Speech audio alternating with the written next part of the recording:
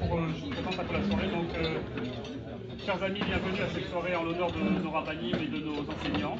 Donc, Baruch Hashem, dans un délai très très court, vous êtes venus très nombreux leur témoigner votre attachement et votre reconnaissance. Donc, avant de lui passer la parole et de remercier en votre nom le Marat Be'Achra, notre précieux rabbin Kassadi, qui sans relâche nous nourrit spirituellement et qui en plus ouvre très largement les portes de cette synagogue à beaucoup d'intervenants. Grâce à cela, nous avons la possibilité maintenant d'avoir dans l'enceinte de cette synagogue des sujets très variés.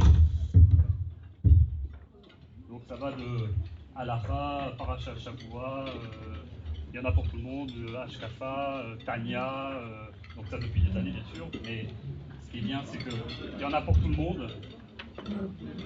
Et comme tous les fidèles de cette synagogue, je peux également témoigner du soutien bienveillant de Robert et de tout le conseil d'administration à chacun de ses enseignants. Et ce Shabbat, ils nous ont alertés sur le danger qu'une communauté a à s'appuyer sur un seul pilier qui serait la tefila communautaire. Si on n'entretient pas l'autre pilier, si on ne développe pas l'autre pilier qui est l'étude, on a une communauté bancale. Et donc, ils font énormément d'efforts pour que tout le monde puisse étudier dans cette communauté. Et il y a une image qui illustre bien ça, c'est Kiner Mitzvah et Torah Or. Il y a un verset qui dit, tu m'entends? C'est bon? 1, 2. C'est mieux sans micro.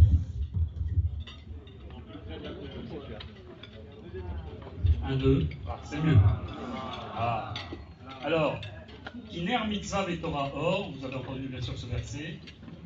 L'idée est la suivante, si quelqu'un fait très bien 612 mitzvot et qu'il néglige l'étude, il fait tout sauf l'étude, alors c'est comme s'il avait bien préparé 612 bougies et qu'il ne les a jamais allumées. Ner c'est la mitzvah, les Torah or, il a oublié d'allumer ses bougies. Donc si on fait uniquement les mitzvot très bien, et en particulier la tefila, mais on ne fait pas l'étude, alors on n'a pas mis la lumière qu'il fallait pour ressentir l'intérêt de faire les mitzvot. Enfin, puisqu'ils sont la raison d'être de cette soirée, je salue en votre nom tous les enseignants qui ont accepté d'être avec nous ce soir. Nous les remercions, ainsi que ceux qui ont eu un empêchement. Donc je vais répondre rapidement à 3 questions que vous avez peut-être, ensuite je m'arrête. Première question, est-ce qu'il y a un objectif à cette soirée? Oui, il y en a un seul, c'est Hakarat Hatov, c'est montrer à tous ces enseignants notre reconnaissance. Bien sûr, par ailleurs, ça permet également de faire connaître les différents enseignants pour ceux qui ne le connaissent pas et tout leur shiurim. Ça nous permet aussi de profiter d'être ensemble, d'avoir un bon dîner ensemble. Et puis, si tu veux, on a planté une graine et peut-être l'an prochain on sera le double si tout va bien. Alors, comment va se dérouler la soirée? Alors, je vais répondre en racontant une histoire que beaucoup de personnes connaissent. Dans une soirée comme celle-ci,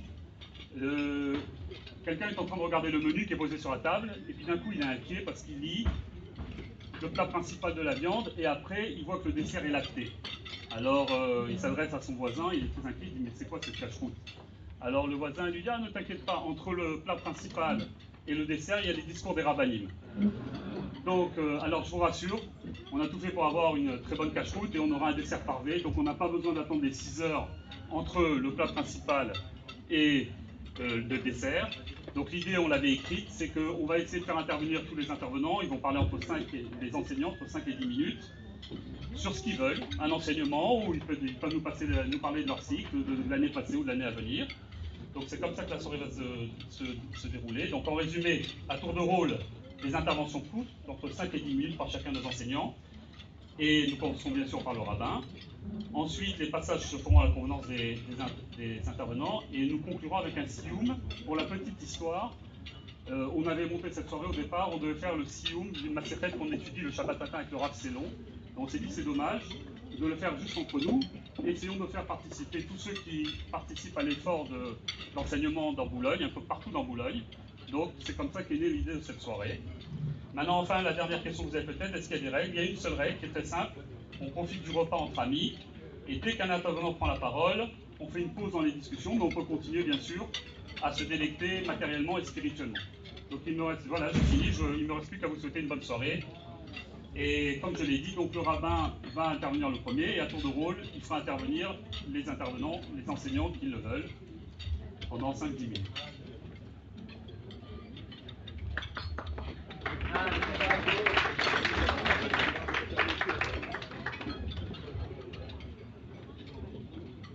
Erev Tov, mes chers amis, avec l'autorisation des rabbinim ici présents, je voudrais vous dire très sincèrement du fond du cœur, comme je vous l'ai dit Shabbat matin, j'étais un peu inquiet. Nous étions une petite vingtaine avant Shabbat à être inscrits à ce repas. Et Baruch Hashem, ce soir, voilà, la salle est pleine. Ils m'en ont rajouté une table. Tout le monde est là, les hommes, les femmes, les jeunes. Tout le monde est là, toute notre communauté est représentée. Et je voudrais vraiment vous dire qu'en tant que rabbin de la communauté, je suis très très fier, particulièrement fier, de voir comment vous avez pu réagir. Même, voilà, depuis Shabbat, on est lundi soir, en 2-3 jours, comment on a été capable de remplir cette salle. Donc vraiment, merci à vous tous. Et c'est surtout le kavod de la Torah que vous êtes en train de donner ce soir. Et l'importance de ces enseignements de Torah qui sont livrés dans notre communauté au quotidien. Parce qu'il y a une vie, effectivement, il y a une vie de Torah dans notre communauté qui se développe, semaine après semaine, mois après mois, et qui grandit, qui fait son chemin, qui grandit petit à petit.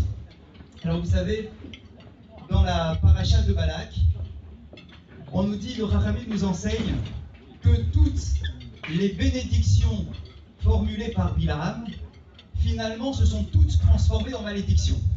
Rien n'est resté comme étant une bénédiction, sauf une. Il n'y a qu'une seule phrase prononcée par Bilam qui était une bénédiction et qui est restée une bénédiction. La seule est la suivante. Matovu alecha Yaakov, mishkenotecha Israël. C'est la seule phrase de Bilam qui est restée une bénédiction et celle-là est particulièrement importante. Si vous voulez comprendre ce que souhaitait faire Bilam, il suffit tout simplement de prendre la même phrase au négatif. Et donc cette phrase signifie Matovu alecha Yaakov, qu'elles sont belles tes tentes, ô Yaakov, Mishkenotecha Israël, et des sanctuaires au peuple d'Israël. Et nos Rachamim nous disent qu'il s'agit ici du Beth Hamidrash. Le Ohel, c'est le Beth Hamidrash, et le Mishkan, c'est la synagogue. Bilam voulait déraciner du peuple d'Israël les deux fameux piliers dont on parlait Shabbat, le pilier de la synagogue et le pilier du Beth Hamidrash. C'est ce qu'il a voulu retirer parce qu'il savait pertinemment qu'en touchant à ces deux piliers, il déracinait l'identité juive. Et Akadosh Baruch Hu a fait en sorte que cette bracha-là ne puisse pas se transformer en malédiction, qu'elle puisse rester une bénédiction parce qu'effectivement, il savait pertinemment que la pérennité du peuple d'Israël passait, comme on l'a dit Shabbat, par la synagogue et par le Beth Hamidrash. Et ce soir, on vient justement renforcer ce deuxième pilier de l'étude au sein de notre communauté. Alors, dans les 4-5 minutes qui me restent, je voulais tout simplement illustrer un enseignement qui nous a accompagnés tout au long de l'année dans notre étude. Nous avons étudié, nous, dans notre cours, la Gemara de Ta'anit. La Gemara de Ta'anit est une Gemara tout aussi intéressante que les autres, bien évidemment, qui, comme son nom l'indique, Ta'anit nous explique dans quel cas est-ce qu'au sein du peuple d'Israël, on peut instaurer des jours de jeûne. Et notamment, c'était lié au manque de pluie. Il y avait toute une série de jeûnes que l'on imposait, tout d'abord au Talmidei Chachamim et ensuite à l'ensemble de la communauté, parce qu'en réalité, tout dépend d'un verset du schéma Israël que nous connaissons tous. Ve'atzar et Hashamayim. Il faut savoir que la pluie est un cadeau du ciel. Surtout à l'époque de la Gemara, on était conscient que selon le niveau spirituel du peuple d'Israël, Akadosh Baruch Hu envoyait ou retenait la pluie. La pluie était une marque de chesed, une marque de générosité d'Hachem. Il envoie un cadeau qui tombe du ciel et qui permet à la nature de repartir, d'amener ses fruits, de porter ses fruits. Et donc il y a un lien très très fort entre le niveau spirituel du peuple et le niveau de pluie qui tombe sur la terre d'Israël et également en Babylonie, puisque le Talmud nous parlait donc de cette époque-là. Et je voudrais juste vous donner un exemple qui vient montrer à quel point cela est vrai. On nous dit, et il faut comprendre la symbolique bien évidemment, on nous rapporte une marloquette dans la Gemara, une discussion. On se pose la question de savoir d'où vient la pluie. Discussion très intéressante, deux Amoraïm qui discutent. Et voilà qu'une première opinion vient nous dire, un Amora vient nous dire, le cycle de l'eau, on le connaît tous. Depuis qu'on est enfant à l'école, eh bien la Gemara nous dit, la pluie vient des océans. Et on nous explique tout le système du soleil qui vient chauffer l'eau par l'évaporation, la condensation, et ensuite l'eau redescend des nuages, etc. Donc tout le cycle de l'eau que l'on apprend depuis qu'on est enfant. La Gemara vient nous rapporter exactement le détail du cycle de l'eau. Sur ce, un autre Amora vient rétorquer au premier et dit mais non, ce n'est pas possible de considérer que la pluie vient des océans. Pourquoi? Parce que sinon la pluie serait salée. Or, on ne sent pas le goût du sel dans la pluie.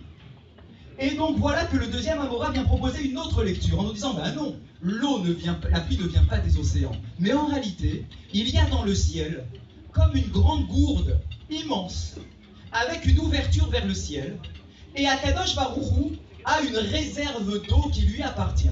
Il remplit la gourde, et puis ensuite, cette gourde-là a une ouverture par le bas, et c'est de là que vient l'eau de la pluie. Voilà comment se termine la marloquette dans la Gemara.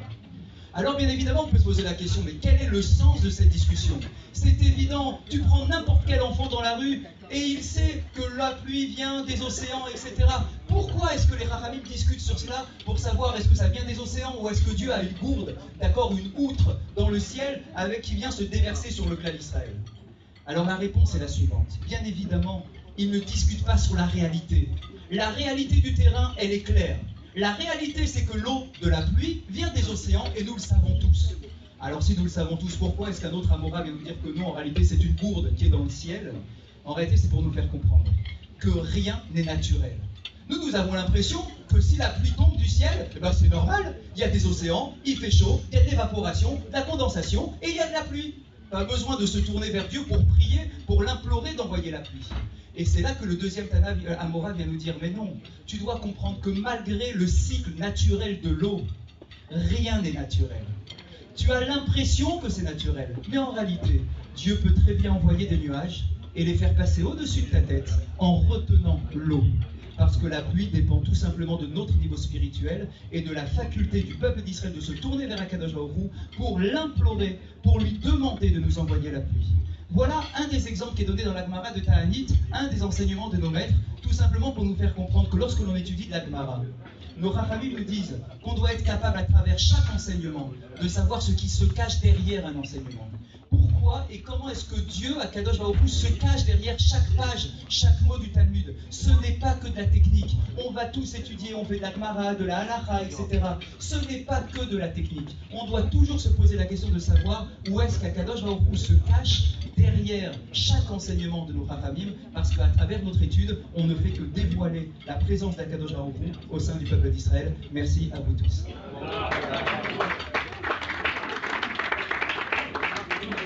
Alors, je voudrais tout de suite enchaîner avec l'intervention d'un deuxième Rav à mes côtés. Alors, sachez, on est entre nous, on est dans notre famille, dans notre communauté. On n'a pas d'ordre particulier. Ne commencez pas à vous dire, tiens, pourquoi celui-là a parlé le premier, celui-là le deuxième. Il n'y a pas d'ordre. On l'a fait comme c'est venu, comme ça vient passer dans notre cœur, tout simplement en famille. Et donc, je voudrais inviter le Rav Ivdi à venir prendre le micro pour nous transmettre également un enseignement. Merci.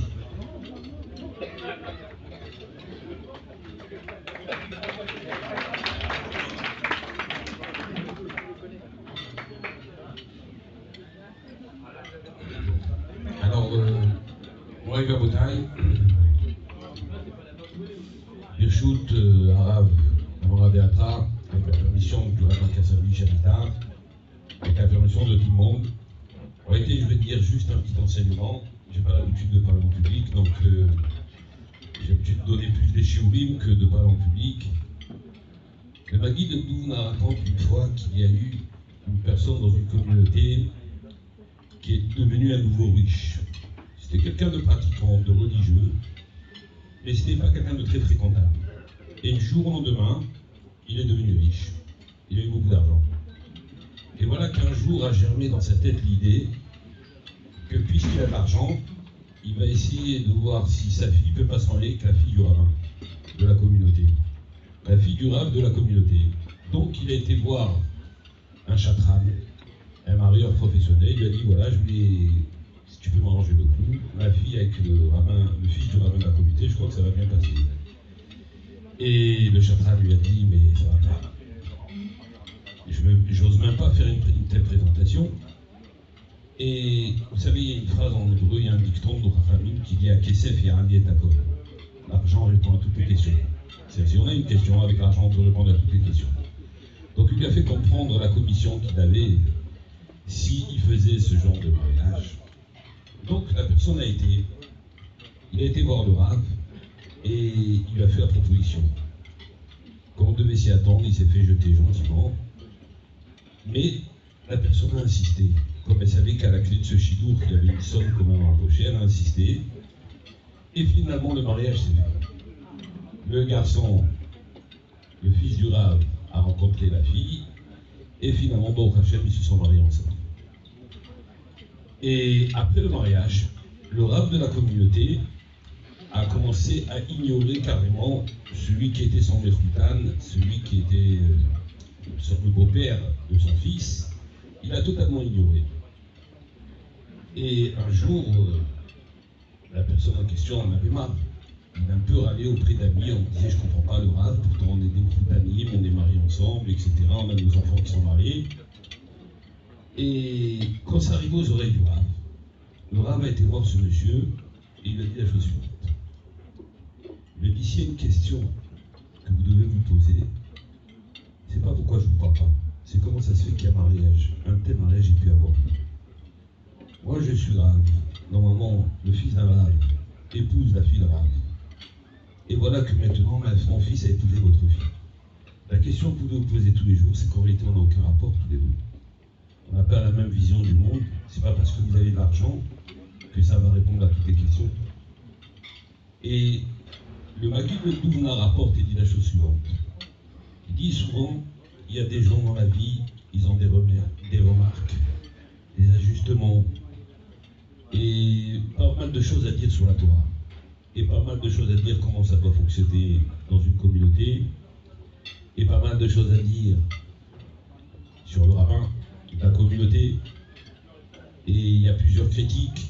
Vous savez, un des grands maîtres du peuple d'Israël, qui s'appelait le Rav Hutner, Sefer Tzadik Livracha, disait que les horloges dans les places publiques qui se trouvent dans tous les pays du monde sont très hautes. Pourquoi elles sont très hautes?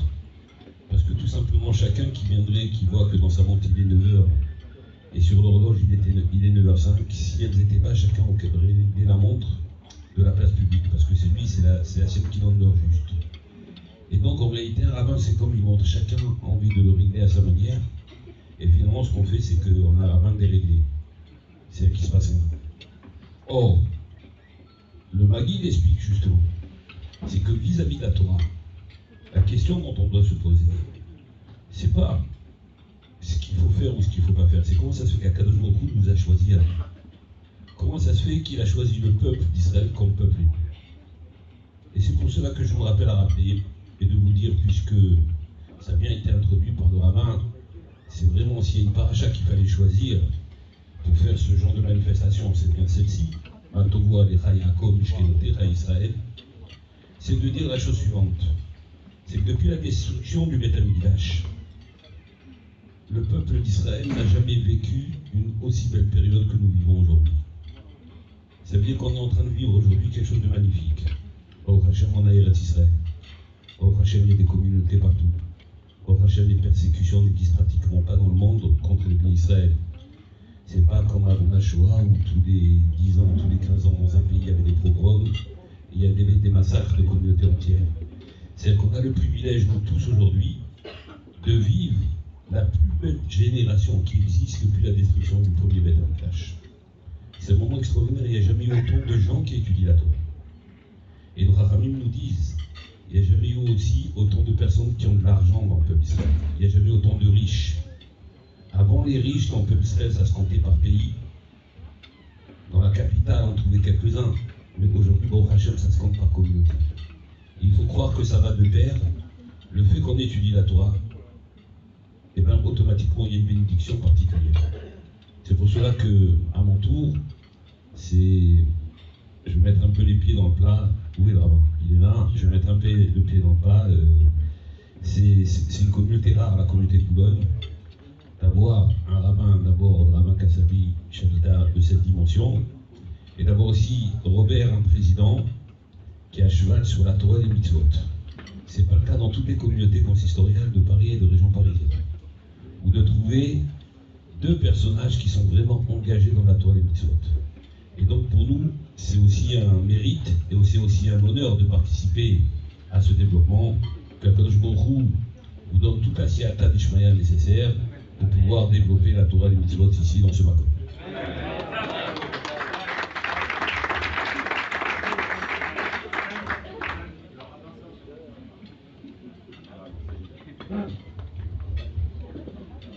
Merci beaucoup au Rav Guy. On fait tout de suite une troisième intervention, après on fera une petite pause, vous aurez le temps de manger tranquillement. J'invite Mordechai Socher à bien vouloir nous rejoindre. Alors, bien évidemment, je rappelle que Rav Guy est avec nous particulièrement le vendredi matin ici dans la communauté. Il fait son cours très attendu sur la paracha de la semaine et je sais que depuis peu, il y a également un petit passage de Gemara le vendredi matin. Donc merci beaucoup Ara pour votre investissement semaine après semaine.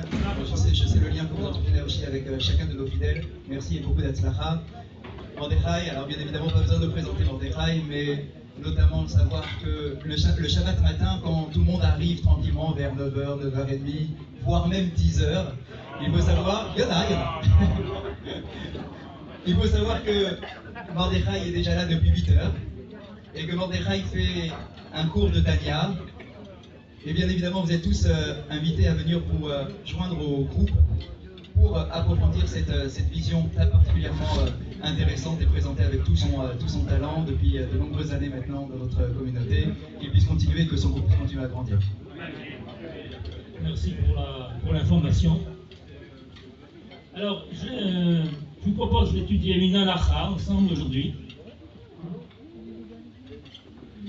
Alors, ce n'est pas une halakha sur le Shulchan Aruch, c'est une halakha du Rambam qu'on étudie tous les jours on étudie une partie du Rambam.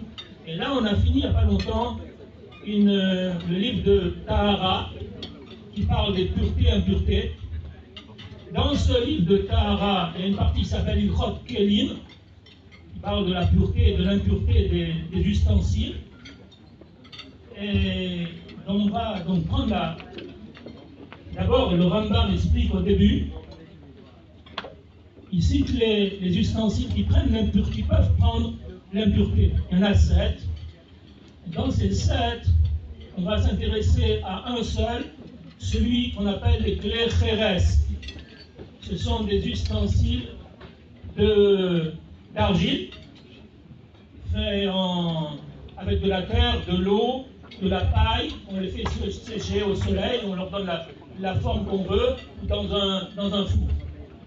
Donc, à propos de ces kelim, les kheres, ustensiles d'argile, donc là, la halakha que je vous propose d'étudier ensemble est la première halakha du chapitre 18. Donc le Rambam nous enseigne la chose suivante. Donc, ce sera l'objet de notre étude aujourd'hui. Les kheres, eno mekabel touma, al-shie mekabel, L'Assoul et Kabbalah. Un ustensile d'argile ne prend pas l'impureté tant qu'il n'est pas fait pour recevoir.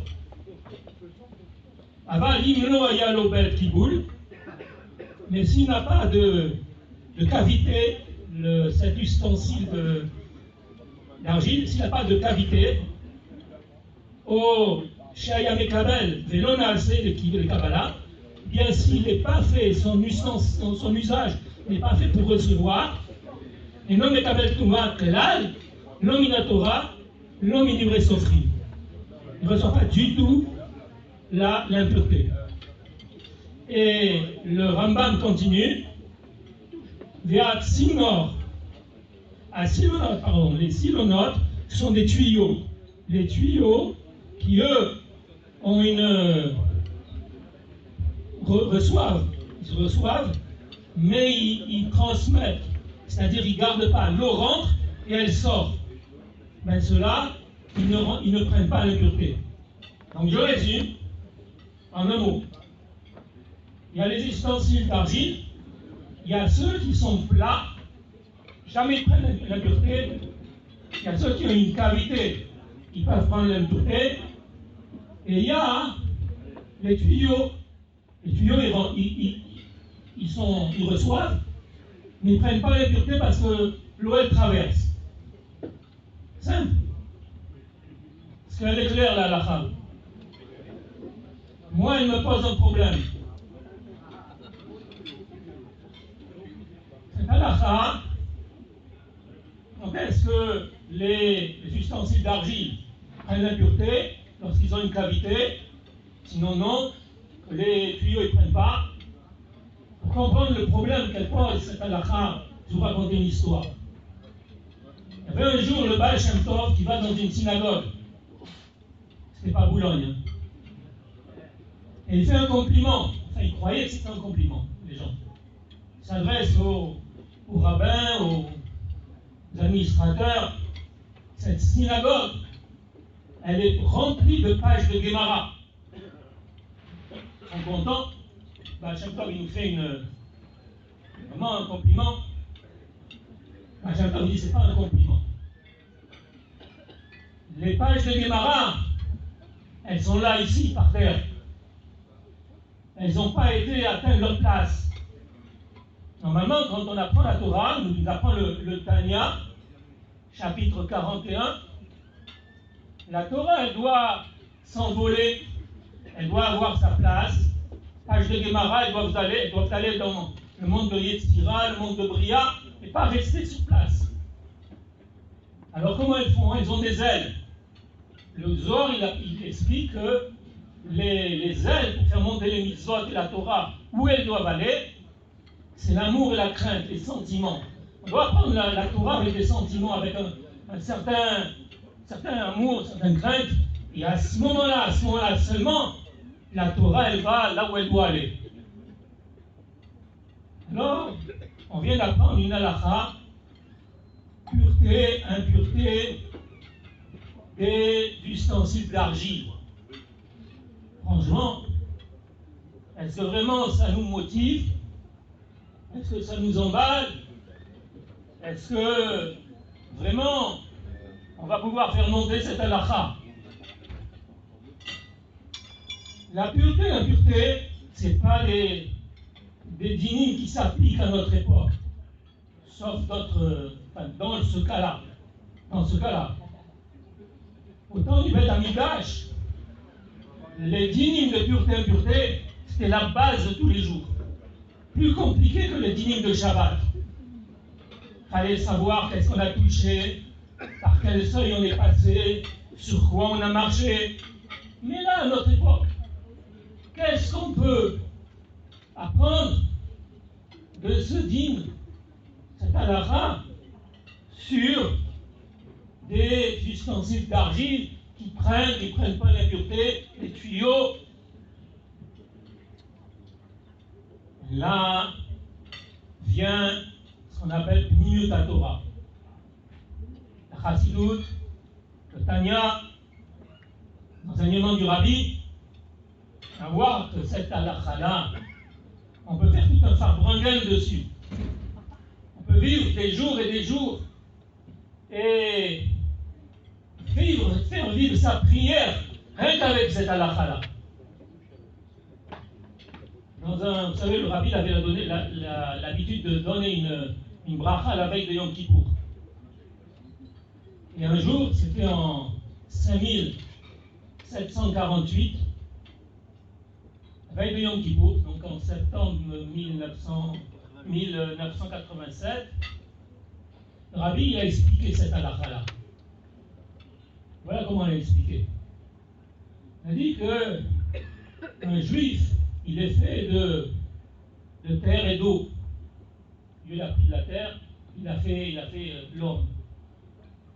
Adam, Yesodom et Afar, Sofom et Afar, Machul, et Cheres Anishbar, c'est la liturgie de Yom Kippour. Un homme, c'est un ustensile d'argile. Et il est fait pour quoi, cet homme-là? Cet homme-là, il est fait pour prendre la lumière de Dieu et la diffuser dans le monde. C'est un tuyau, quoi. Donc jamais, un juif, il ne peut prendre l'impureté ni de la Torah, ni des rabbinis. Lorsqu'un juif, il se lève le matin, il peut, que Dieu préserve, se prendre comme un ustensile d'argile avec un qui boule, avec un réceptacle, avec un fond, comme une jarre, quoi, pour remplir, je remplis. Là, ça va pas aller. Mais lorsqu'un juif, il se lève le matin avec son modéani. Et au lieu de penser, maintenant, aujourd'hui, qu'est-ce que Dieu il va me donner? Au contraire, il va dire, qu'est-ce que je peux donner à Dieu? Au lieu de dire, qu'est-ce que les hommes ils vont pouvoir faire pour moi? Il va dire, qu'est-ce que je peux faire pour les autres? Alors, à ce moment-là, il applique la halakha qui est dans le Rambam, c'est-à-dire c'est un tuyau, il est fait pour prendre la lumière de Dieu et transmettre la lumière de Dieu. Jamais, jamais il prendra l'impureté, ni Minatora, ni Midera Banan, en souhaitant que très vite, Dieu y fait Ruach Atuma Rabir Minaretz, rapidement avec Mashiach.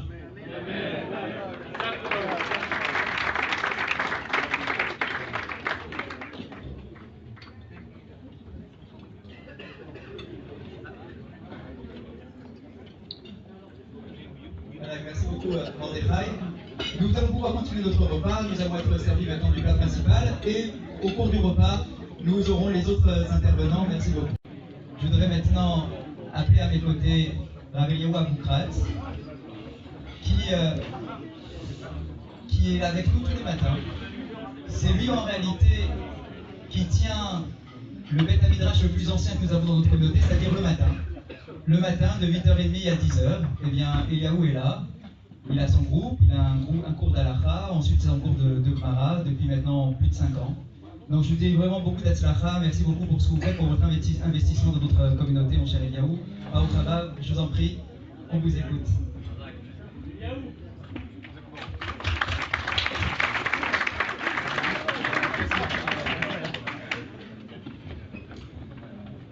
Bonsoir. Alors on m'a demandé de faire un doctorat de 5 minutes, mais j'ai pas trouvé. Alors j'ai préféré pas vous faire de doctorat, c'est plus simple. Mais j'ai quand même quelque chose à vous partager. J'aimerais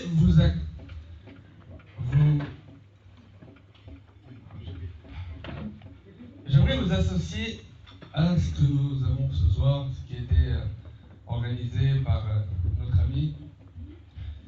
L'idée elle est comme ça. Alors pour vous introduire cette histoire, je vais vous dire comme ça, c'est le Rambam. Le Rambam dans la 3e mitzvah du livre des mitzvot, où il dit là-bas, il dénomme tous les mitzvot. La 3e, c'est l'amour d'Hachem. Apprendre à aimer Akadosh Baruch Hu, Ve'ata et Hachem Elokecha.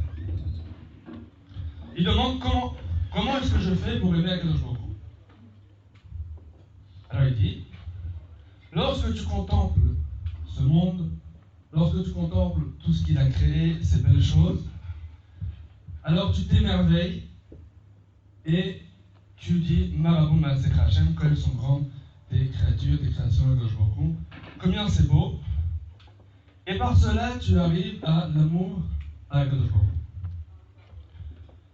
Hu. Tout le monde est d'accord que l'être humain est bien plus complexe, est bien plus parfait, est bien plus difficile à comprendre que n'importe quel paysage qu'on peut trouver.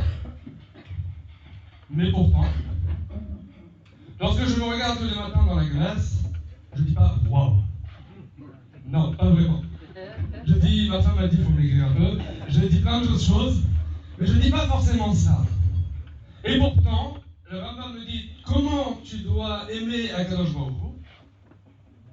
Regarde la beauté de ce qu'il a créé. Donc la première question, elle est, pourquoi est-ce que finalement, tous les jours, lorsque nous voyons le monde qui nous entoure, on n'arrive pas à voir Akadosh Baruch Hu sans aller plus loin de ce que nous avons autour de nous. Pour cela, le problème il est simple, il est que lorsque nous voyons nous-mêmes ou d'autres, nous avons des questions. Pourquoi? Comment? J'aimerais autrement. Et donc, ces questions, elles empêchent et elles cachent la création magnifique qui se trouve derrière ce que mes yeux regardent. Et donc, je n'arrive pas, j'ai un clash, je suis bloqué. Alors, c'est pas pour vous faire d'utiliser, mais c'est votre chaîne, parce qu'on est censé parler dans un cours prochain le jeudi sur la Tfila. Mais ce que je m'intéresse, c'est la suite du Rambam. Le Rambam continue et dit d'où nous savons que nous avons l'obligation de divulguer le nom d'Akadosh Baruch Hu, de dire aux gens, d'aller voir les gens, de les rapprocher à la Torah. D'où est-ce qu'il y a cette obligation? Où c'est marqué dans la Torah? Il y a un très beau Rachaïm sur Vaïkra qui dit là-bas que Vaïkra, on amène un korban. Il dit c'est quoi le sacrifice? Il dit aujourd'hui le sacrifice c'est les personnes qu'on ramène à la Torah. Ça fait partie des sacrifices. Mais le Rambam il a une autre réponse. Le Rambam il dit c'est très simple. Il dit lorsque vous voyez quelqu'un d'extraordinaire, quelqu'un qui se dévoue, quelqu'un qui est là et ouais, comme notre cher rabbin Kassavi qu'on peut applaudir très fort.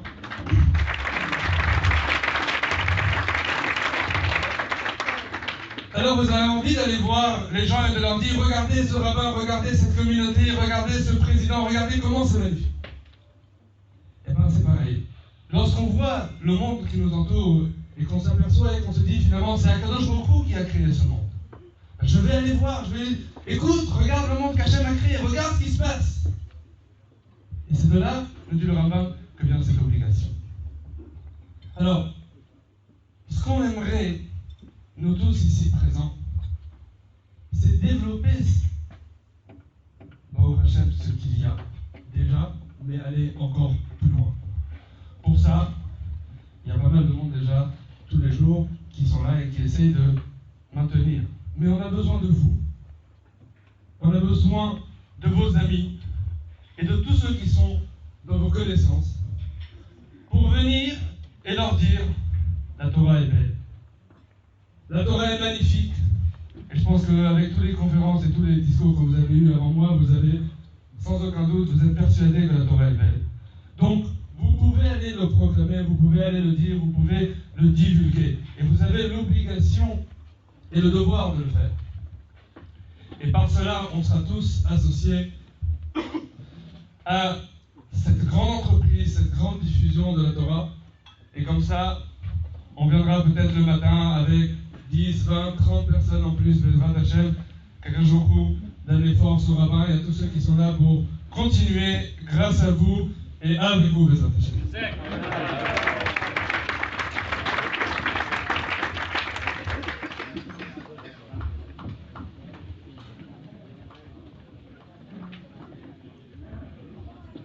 Merci beaucoup, Eliaou.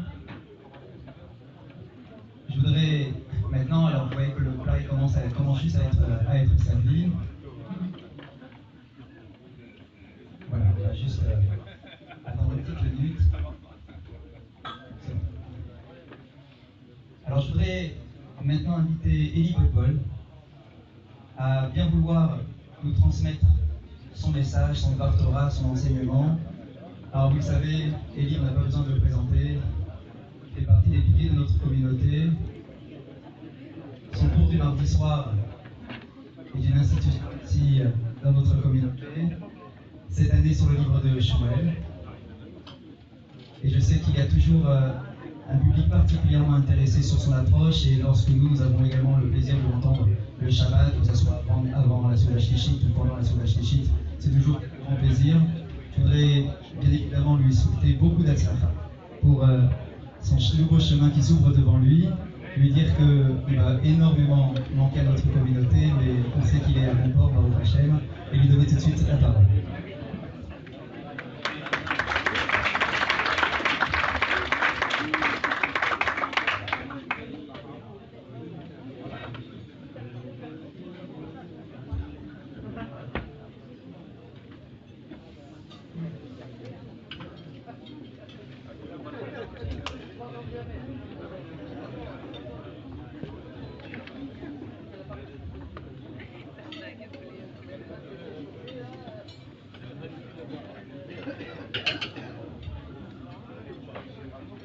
Bonsoir à tous. Je vais parler sans micro, si vous le voulez bien. J'aimerais simplement commencer introduire mon petit Dvar Torah. Je vais faire mon style un peu télégramme, tac, tac, tac. Mais comme je suis face à un auditoire très averti et très savant, chacun va comprendre ce qu'il y a dans chaque mot. Vaivra Elohim et Adam Betsalmo, Betselem Elohim bara Oto. Je reprends. Vaivra Elohim et Adam Betsalmo, Akadosh Baruch Hu a créé l'homme, Betsalmo, on traduit en général à son image. On sait très bien qu'il y a de multiples commentaires sur image, qu'est-ce que ça veut dire. Betselem Elohim bara Oto, il a créé à l'image de Dieu. Tout le monde ici voit qu'il y a une répétition. Vaivra Elohim et Adam Betsalmo, Betselem Elohim bara Oto. Qu'est-ce qu'on a rajouté dans la deuxième partie du passouk? On se pose la question. Je ne sais pas si chacun de nous s'est déjà posé la question. En tout cas, le Or HaChaim HaKadosh, sans poser la question, répond à la question. Et il donne une réponse exceptionnellement profonde parce qu'elle nous renseigne sur la singularité de notre identité. Je vous lis le Or HaChaim. Vaïra. Pirouche, Betsalmo Hanikar Ba'adam. Lorsqu'il est écrit Vaivra Elohim et Adam, Betsalmo, à son image, on lit tous que c'est à l'image de Dieu, à son image, à l'image de Dieu. Or HaChaim HaKadosh dit non.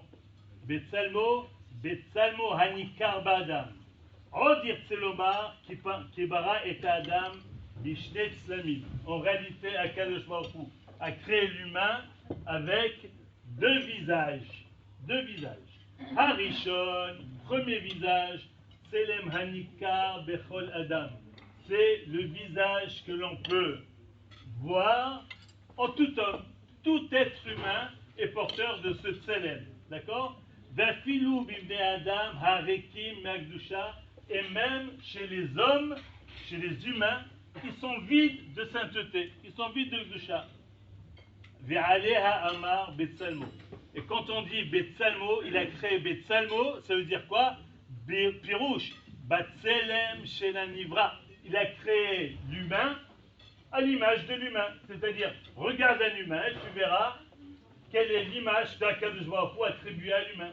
Tu regardes n'importe quel humain, même un humain vide de toute sainteté, et bien tu verras, si tu te poses la question à quoi ressemble un humain, tu ouvres les yeux, tu regardes un humain, tu verras à quoi ressemble un humain. Betsalmo, c'est ça Betsalmo. Ah, mais la suite, Betselem Elohim bara Oto, Ve'asheni, il y a un deuxième visage qui lui n'est pas apparent. Hem Bechina Tameu Sharim, Ham Israël. On parle ici du Ham Israël, du peuple d'Israël, Nachalat Shaddai, Keneged Elu Amar Betselem Elohim. S'agissant du Israël, Akadosh Baruch Hu a dit, j'ai créé l'homme Betselem Elohim. Pas Betsalmo, pas simplement un visage d'homme. Non, Betselem Elohim, ça veut dire quoi?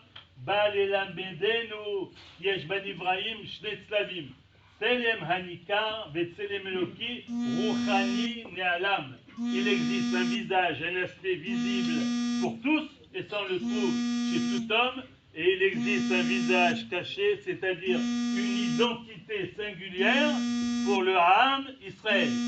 Quand on relit ça, donc nous sommes porteurs, on a été créés Betselem Elohim. Qu'est-ce qu'on va faire de ce Betselem Elohim? Si c'est notre singularité, évidemment qu'on ne va pas simplement s'en servir pour s'enorgueillir. Le Betselem Elohim, c'est la ségoula du Ham Israël. C'est ce qui fait la singularité du Ham Israël. Qu'est-ce qu'il faut en faire? Évidemment, je vais me servir de ce Betselem Elohim pour me réaliser. Je vais me réaliser moi. Mais les Chachamim nous enseignent que si tu te réalises simplement toi individuellement, tu as bien avancé. Baruch Hashem, c'est extraordinaire. Mais ça ne suffit pas. Il faut que tu te réalises au sein du Ham Israël, c'est-à-dire en ayant toujours le souci de la communauté, le souci du Ham Israël, de la nation d'Israël.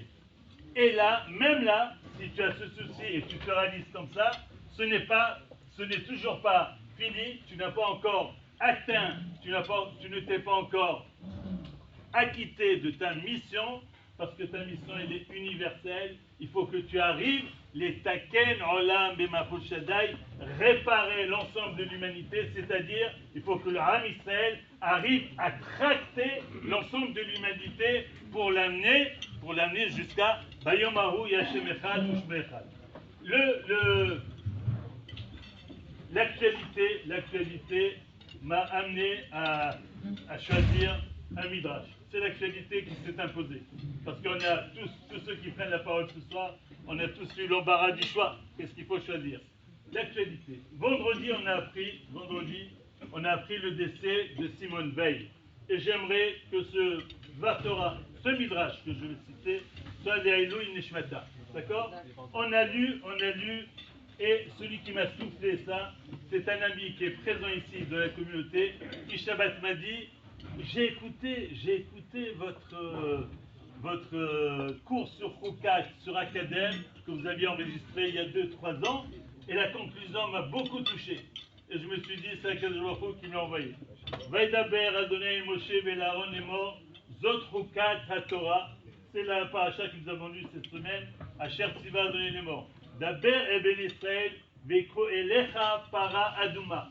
Un midrash, Yakut Shimoni, qui nous fait frissonner. C'est terrible, mais en même temps, il est porteur d'une promesse extraordinaire. Écoutez bien. Vekro Elecha Para Aduma. Qui prennent Para, je le fais très rapidement. Para, c'est la vache. Le midrash, Yakut Shimoni, dit Para, c'est Israël. Je ne vais pas chaque fois vous citer le verset. Para, c'est le peuple d'Israël. La vache, c'est le peuple d'Israël. Temima, Asher Enba Moum, qui n'a pas de faille, qui n'a pas de défaut, c'est le Ham Israël. Comme il est dit, Yafa Atrayati, Moum En Ba. Le Ham Israël, dans son klal, c'est-à-dire la Neshama klali du Ham Israël, elle n'a pas la moindre faille, elle ne peut pas être touchée. D'accord? Donc c'est le Ham Israël. Alors qu'est-ce qui va arriver à ce Ham Israël? Asher lo ala alea hol. Il peut arriver dans l'histoire que le Ham Israël se défasse de son joug. Asher lo ala alea hol, oui, qui a refusé, à un moment donné, il s'est débarrassé du joug de la Torah et des mitzvot. Alors, qu'est-ce qui arrive? Vesara et Tapara Leaenav. Et Ora Vet Vesara Vet Dama Alpisha Isrof. Il va brûler l'ensemble de la para. Les Chachamim disent, le Yakout toujours Shimoni, dit ici, on parle ici de la destruction par le feu de la maison d'Israël. La destruction par le feu du Ham Israël. Un projet d'exterminer le Ham Israël par le feu. Qu'est-ce qui va arriver?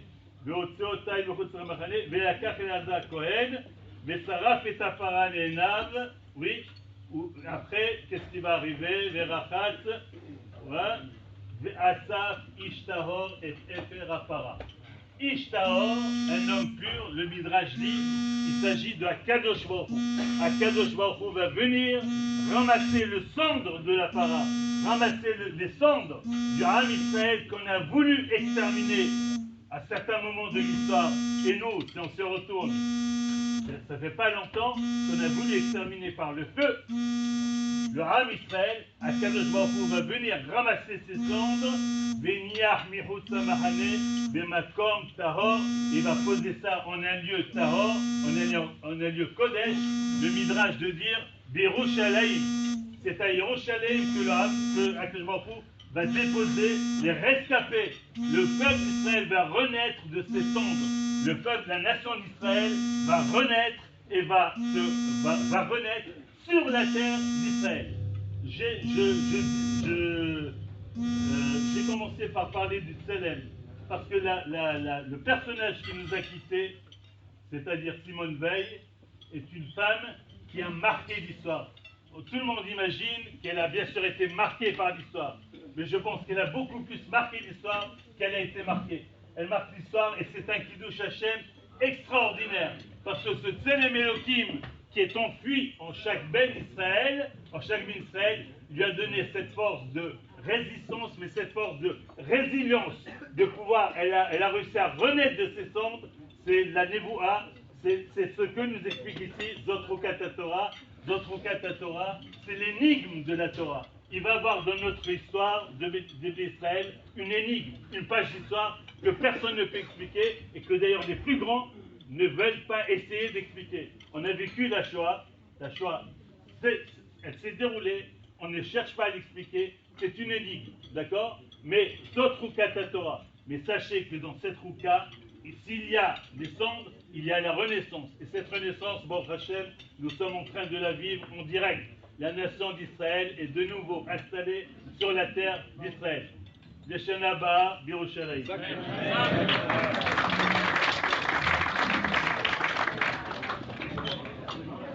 Nous sommes très heureux qu'il ait pu se libérer pour être parmi nous. Alors bien évidemment, pas besoin de le présenter, mais aussi des murs de notre synagogue, de notre communauté. Tout simplement le remercier pour tout son investissement qu'il puisse faire au travail, qu'il puisse le faire ici à la synagogue, avec nos jeunes, avec chacun d'entre nous.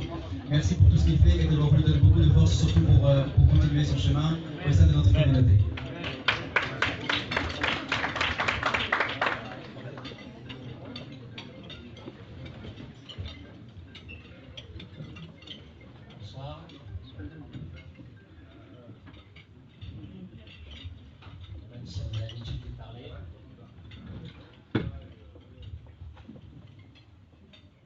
On a l'habitude de prendre la parole. Ça reste une émotion nouvelle et plus importante que d'habitude de voir cette communauté réunie pour honorer l'étude de la Torah.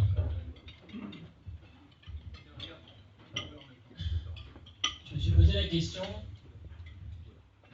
après tous les rabbinim qui sont présents, tout ce qu'on a vu sur le mail, la liste de ces rabbinim qui allaient présenter un enseignement ce soir, de quoi est-ce que j'allais pouvoir parler, qu'est-ce que j'allais pouvoir ajouter finalement. Et je me suis dit qu'il y a peut-être une question derrière l'étude, c'est celle qu'un ami m'a soumis il n'y a pas longtemps, c'était à l'approche de Shavuot. Dans un Dvar Torah, j'ai eu l'occasion d'inciter à l'étude, de sensibiliser, de mobiliser des gens à consacrer un peu de temps à l'étude de la Torah. Et il m'a dit, mais finalement, c'est bien, c'est beau de dire qu'il faut, que c'est important, que c'est bien, mais la seule chose qui a son sens, et que je partage aujourd'hui, reste essentielle pour pouvoir sensibiliser à l'étude, c'est d'expliquer qu'est-ce que l'étude va apporter finalement. Alors je le cite, c'est mon ami Roger, comme ça tout le monde sait de qui il s'agit. Qu'est-ce que l'étude finalement va apporter? On est tous ensemble ce soir assis pour célébrer l'étude dans la ville.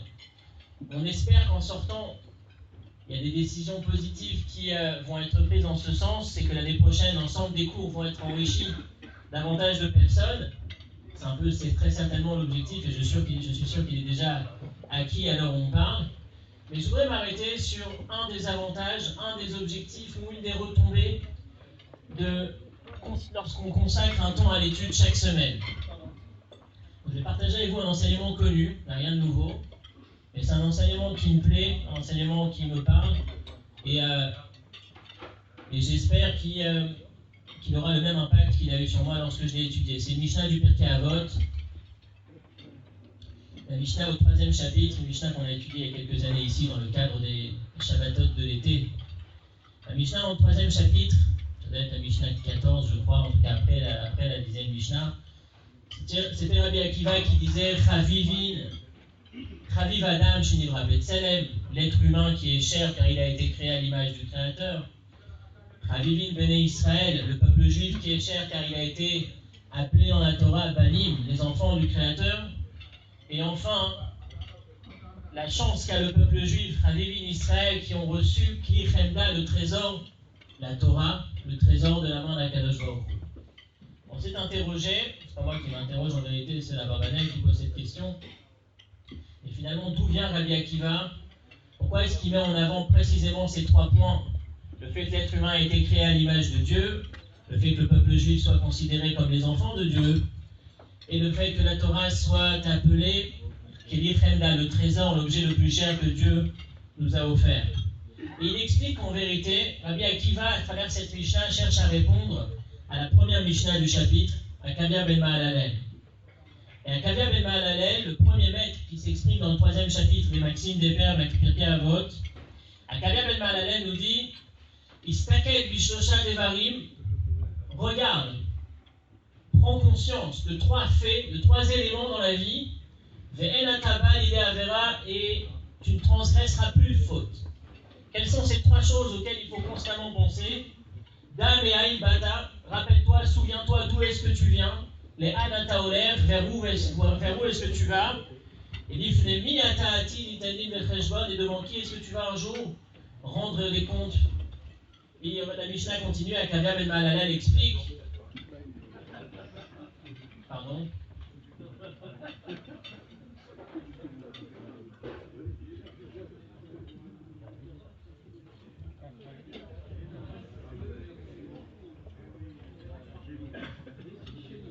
Mais Aïn Bata, d'où est-ce que tu viens?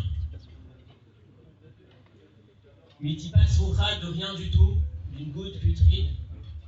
Les Anata Oler, vers où est-ce que tu vas? Limkom Afa Rima Vetolea, d'être consommé par des vers de terre. Et enfin, l'Ifnemi Ataati Din Vecheshbon, devant qui est-ce que tu vas rendre des comptes? Devant le Créateur. Kavia ben Mahalalel cherche à dire à travers ces 3 enseignements, ces 3 éléments, lorsqu'un être humain s'apprête à tomber, à trébucher, à fauter, s'il se souvient de ces 3 choses, que finalement il est très petit, parce qu'il vient de rien, il va devenir rien. Et attention, il doit rendre des comptes devant le plus grand. Avec ces 3 éléments, théoriquement, il devrait pouvoir s'arrêter, s'empêcher de fauter. Au moment où il s'apprête à fauter, il doit penser à cela et tout de suite il arrête. Ça, c'est la Kavia ben Mahalalel. Et Rabbi Akiva va dire, selon le commentaire que je citais tout à l'heure, qu'il y a une autre approche. Pour arrêter, pour empêcher quelqu'un de tomber, pour permettre à chacun de tenir ses engagements, on arrive à une période de vacances. La période de vacances est propice dans tous les milieux, que ce soit professionnel, personnel, religieux, pour faire le bilan, se reposer, couper avec l'année qui vient de se passer et prévoir, programmer l'année à venir. Donc très certainement, on prend toujours des bonnes décisions, on a toujours le mois de juillet, août pour couper un peu, le mois des Louls pour se préparer et faire un bon bilan avec les slichot le matin, etc. Et ensuite, à partir de Rosh Hashanah, voire un peu avant déjà, on est dans cette perspective de l'année prochaine, ça va être mieux, ça va être différent, je vais y arriver, je vais réussir. Et je ne veux pas être défaitiste, mais déjà en Cheshvan ou en Kislev, on arrive à Hanouka et parfois on a, pour certains, pas ici encore une fois, mais pour certains, on a déjà oublié. Et on se dit, mais qu'est-ce qui s'est passé? Pourquoi est-ce que j'ai glissé? Pourquoi est-ce que j'ai trébuché? Alors, Kavia ben Mahalalel nous dit, si tu te souviens de ces 3 choses, tu ne tomberas pas. Rappelle-toi que tu es petit, que tu es très petit, et qu'attention, il y a Dieu là-haut qui regarde tout, tu devras lui rendre des comptes devant lui. Rabbi Akiva va répondre d'une certaine façon à Kavia ben Mahalalel, et c'est ce que je souhaiterais que vous reteniez ce soir, en tout cas pour cet enseignement. Rabbi Akiva va dire, je suis d'accord avec toi, c'est très important de se souvenir d'où on vient, vers où on va, et devant qui est-ce qu'on rend des comptes. Mais il y a un élément que tu devrais ajouter, si je puis me permettre. C'est quoi cet élément supplémentaire? C'est qu'au lieu de dire à quelqu'un, souviens-toi que t'étais rien, Chaviv Adam Shenivra B'Tselem, rappelle-lui, donne-lui cette information, il a été créé par Dieu. C'est pas qu'il est rien. D'où est-ce qu'il vient? Il vient de ce qui existe de plus grand, de plus beau dans l'existence. Le Créateur l'a créé à son image. Souviens-toi combien tu es grand. Et de même qu'en te souvenant combien tu es petit, peut-être que tu ne faudras pas, il y a une chose qui est beaucoup plus forte et avec beaucoup plus de certitude. Si tu te souviens, si tu as présent à l'esprit de ta grandeur, combien tu es important, combien tu comptes, quelle est ta valeur, que le Créateur, Dieu, Hachem, t'a créé à son image, c'est certain qu'au moment où tu t'apprêteras à tomber, tu te diras, mais non, ça ne me correspond pas, je ne suis pas aussi petit que ça pour tomber aussi bas. Une histoire connue, encore, des choses connues ce soir, comme ça c'est clair.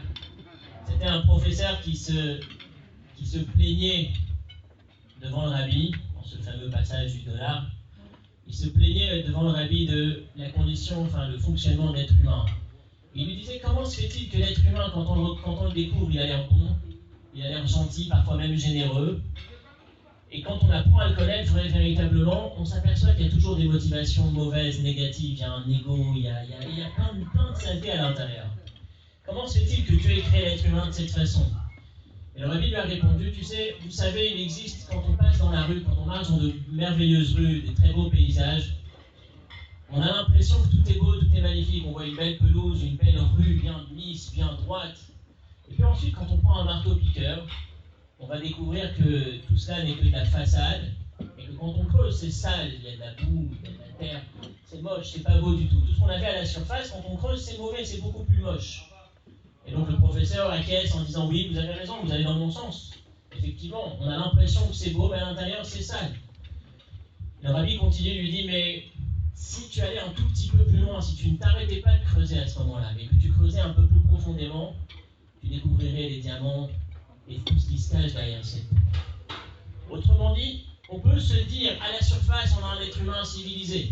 Et quand on creuse, on découvre des pulsions, on découvre des tas de saletés, des zones d'ombre, des zones d'obscurité même. Mais ce que la Torah nous apprend, Rabbi Akiva, Rabbi Adam, chez Nivra Betzelem, rappelle-toi que tu as été créé à l'image de Dieu, que même s'il y a plein de saletés au-dessus, à l'intérieur, ce que tu es, c'est ce qui existe de plus précieux sur Terre. Et la Gemara dans Sota va dire que fauter pour un être humain, c'est pas normal. La logique, officiellement, si on peut dire, un être humain ne devrait pas pouvoir fauter, puisqu'à l'essence, il est particulièrement bon. S'il faute, c'est roi shoot, c'est un vent de folie qui vient se poser au-dessus de lui. Mais dans l'absolu, rappelons-nous, c'est ce que la Mishnah cherche à nous dire à travers les mots de Rabbi Akiva, Nivra Betzelem, rappelons-nous combien est-ce qu'on est grand, et à partir de là, on ne tombe pas.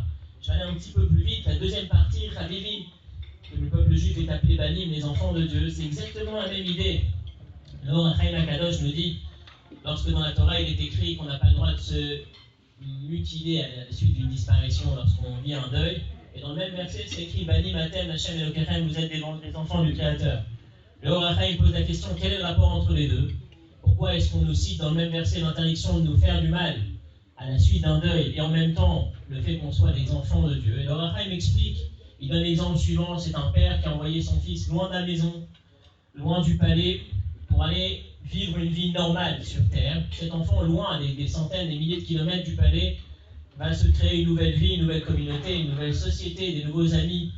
Et un jour, des dizaines d'années après, il reçoit un message du père, rentre à la maison, je veux que tu rentres au palais maintenant.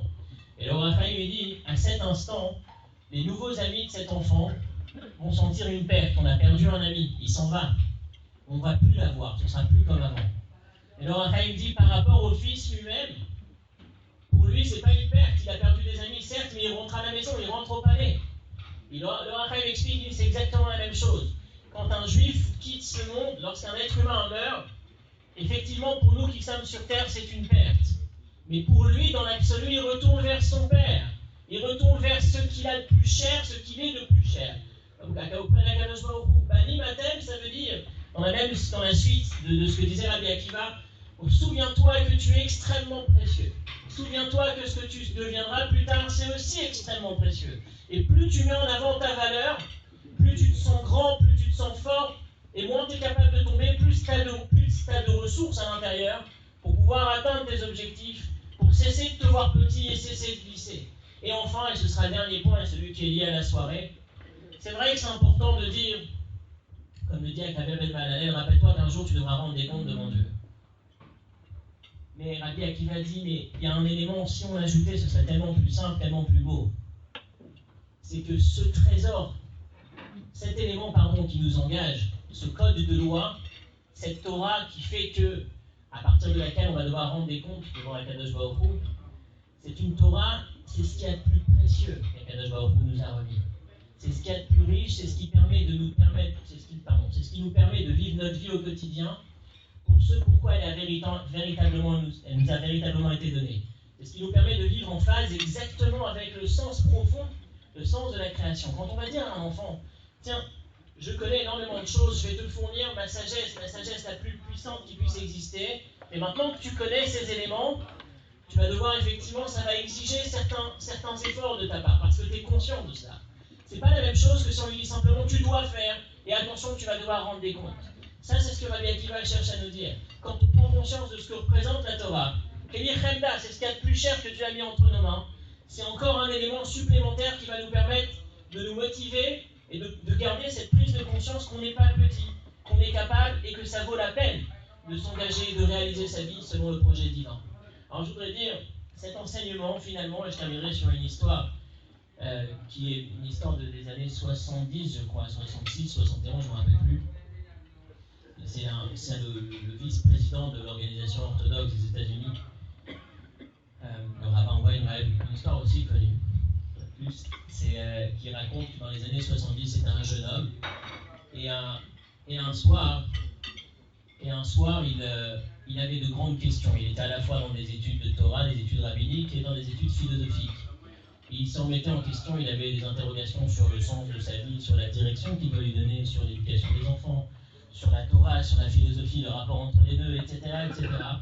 Une grande période de doute. Et à ce moment-là, un de ses amis lui avait dit, lorsque tu as un problème, lorsque tu as une question, n'hésite pas à la poser au rabbi. Il lève le téléphone, il tombe sur le secrétaire du rabbi. Le secrétaire lui demande qui parle, qui est au téléphone. Il répond pas avec son nom, il répond simplement un juif du Maryland.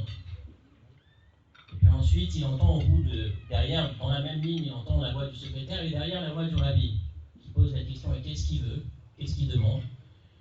Alors il s'adresse au secrétaire et il dit j'ai des questions, j'ai des questions sur la direction à donner à ma vie, sur des questions de Torah, des questions existentielles, etc. Et il entend, il dit ce rabbi qui dit au secrétaire, dis-lui qu'il devrait se tourner dans le Maryland, puisqu'il vient du Maryland. Dans le Maryland, il y a là-bas un juif qui s'appelle Weinreb, et il devrait se tourner vers lui. Et il pourra lui apporter des éléments de réponse à ses questions. Quand il entend cette phrase, il est choqué parce qu'il s'appelait Weinreb, mais il n'avait pas donné son nom, il est certain qu'il n'a pas donné son nom. Alors le secrétaire lui dit, vous avez entendu ce qu'il a dit? Alors il dit, non, je n'ai pas entendu, il veut entendre, il veut être sûr qu'il a bien entendu. Alors le secrétaire lui répète, le rabbi a dit, il y a un juif qui s'appelle Weinreb, qui dit dans le Maryland, vous devrez vous tourner vers lui, et il vous donnera les éléments de réponse, il aura des choses à vous apporter. Alors il répond spontanément, mais je m'appelle Weinreb. Alors à cet instant, le secrétaire, il y a un blanc, le secrétaire continue, il dit, alors certainement que ça veut dire que il doit certainement parler de vous. Alors il dit non, peut-être qu'il ne parle pas de moi. Il entend de l'autre côté le rabbi qui dit alors qu'il se parle à ce moment-là, qu'il se parle, qu'il se pose ces questions, il obtiendra des réponses. Il continue, son témoignage est long, mais ce n'est pas l'intérêt. Le point que je voudrais dire, et lui, dans la suite de sa vie, il dit qu'à chaque fois qu'il avait des questions, il se repliait sur lui-même avec un livre d'études. Il étudiait un peu de Torah. Et c'est le point sur lequel je voudrais m'arrêter. Dans la vie de tous les jours, parfois on se voit petit, et quand on se voit petit, généralement on se comporte petit. Ou du moins on a moins de ressources pour se comporter grand. Je dis toujours qu'une personne qui se met à voler, elle n'a pas volé la première fois, avant que dans son esprit elle se soit vue comme un voleur. Au départ elle n'est pas voleur, donc elle ne peut pas voler. Et petit à petit ça se dégrade, et puis après tout, pourquoi pas? Quand on se voit petit, effectivement on a des petites ressources. Ce que la Torah nous donne comme force, et ce sera ma réponse à mon ami Roger, le sens, la richesse, l'investissement dans l'étude de la Torah, même une demi-heure, même 3/4 d'heure par semaine, j'ai beaucoup d'amis qui partagent un cours par semaine. La chose avec laquelle on sort quand on étudie la Torah, c'est cette conscience. On renforce notre identité, on prend conscience de notre potentiel et on cesse de se voir petit, religieusement, mais dans tous les domaines de la vie, personnellement, professionnellement. On sort d'un cours de Torah, on a été en phase avec ce qu'on a de plus profond en nous-mêmes dans notre identité, et on se sent plus fort pour affronter les difficultés, les épreuves. On est capable de voir une épreuve, pas comme un élément qui nous empêche d'avancer, mais comme un élément qui est là pour nous permettre de développer davantage notre potentiel qu'on ignorait peut-être avant. Ça, c'est une des conséquences, en tout cas, un des intérêts, un des sens pour lesquels on devrait, on s'engage déjà dans l'étude de la Torah, ajouter quelques minutes d'étude. On ne peut pas imaginer l'impact que ça a sur notre propre développement, le développement de notre personne, de ce qu'on a de plus précieux en nous, qu'on ignore si souvent lorsqu'on n'a pas la chance d'avoir goûté à l'étude de la Torah. Excellente soirée, et que Dieu fasse qu'on puisse rajouter encore et encore dans la Torah.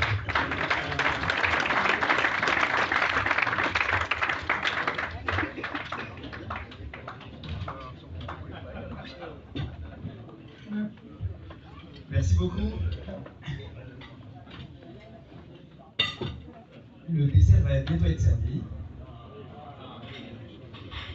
Alors, je voudrais, avant d'inviter le Rav Selon à venir prendre la parole, je voudrais vous raconter, vous savez, dans une communauté, il y a plein de choses. Il y a des choses qu'on arrive à faire, des choses qu'on n'arrive pas forcément à faire. Et des fois, en tant que fidèle, on voit des choses apparaître, des nouvelles choses. Et c'est vrai que lorsqu'il y a quelque chose qui apparaît dans une communauté, il y a toujours des coulisses. Les coulisses, tout le monde n'a pas forcément la vue sur ce qui se passe dans les coulisses, mais il y a toujours des coulisses. Alors je voudrais vous raconter une des coulisses de la vie de notre communauté, qui remonte maintenant à 1 an et demi à peu près, voire même 2 ans. Il y a 2 ans de cela, on célébrait un mariage ici dans notre communauté, et il s'avérait que le Khatan était une connaissance que le Rav Selon et moi-même avions. Je ne le connaissais pas encore, le Rav Selon, je l'ai découvert sous la Choupa. Et à cette époque, donc il y a à peu près 2 ans, on commençait à entendre dire au sein de la communauté de Boulogne qu'il y avait un projet de Beth Midrash qui allait se monter quelque part dans la ville. Bien évidemment, comme tous les bruits de la vie de la communauté, les choses arrivent à mes oreilles. Bon, je me dis, bon, pourquoi pas, tant que la Torah peut se développer, c'est bien, c'est très bien. Et on m'a parlé effectivement que celui qui devait mener ce projet était le Rav Selon. Je me retrouve sous la même choupa que le Rav. À la fin de la choupa, on prend quelques instants pour s'asseoir et discuter, faire connaissance déjà. Entendre le projet, lui dire que bien évidemment, en tant que rabbin de communauté, c'est un privilège que de voir un Beth Midrash s'ouvrir parce que dans une communauté, plus il y a de Torah et mieux les choses se portent. Et j'ai eu l'idée à ce moment-là. J'ai proposé au Rav. Je lui ai demandé, Rav, au lieu d'aller chercher un local, d'aller mettre aussi des fonds là-dessus pour tout faire tourner, je dis, nous avons ici, Baruch Hashem, une très belle communauté. Une communauté qui est magnifique. Nous sommes, Baruch Hashem, très nombreux, le Shabbat, les fêtes, les offices, la semaine, Baruch Hashem. Et je me suis dit, peut-être, Rav, vous seriez intéressé, au lieu d'aller chercher un autre local, eh bien d'utiliser les forces vives que nous avons déjà dans notre communauté pour ouvrir le Beth Midrash, non pas ailleurs, mais ici même, au sein de la communauté de Boulogne.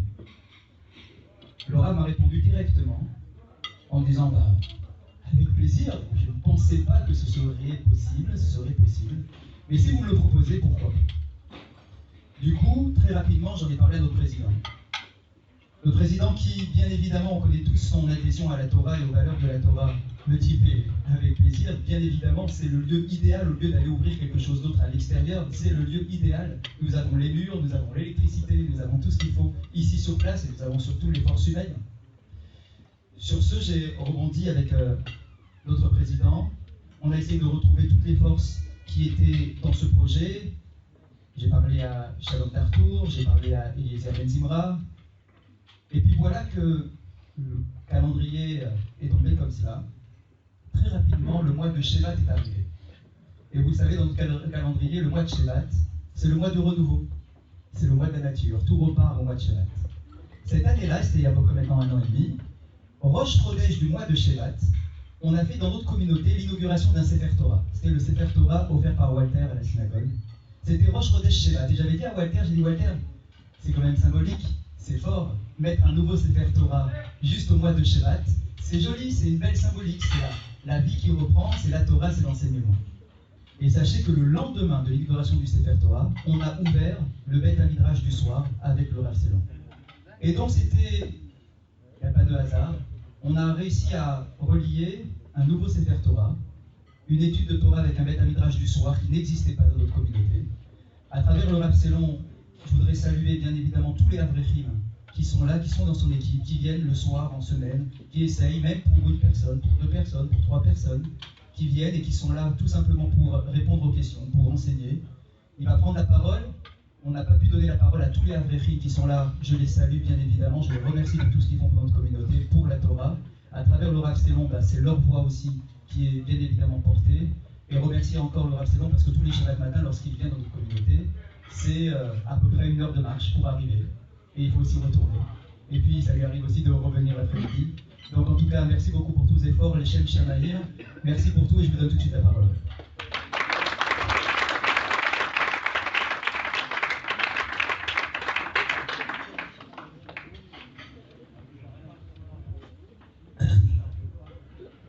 Shoot à Rabbanim.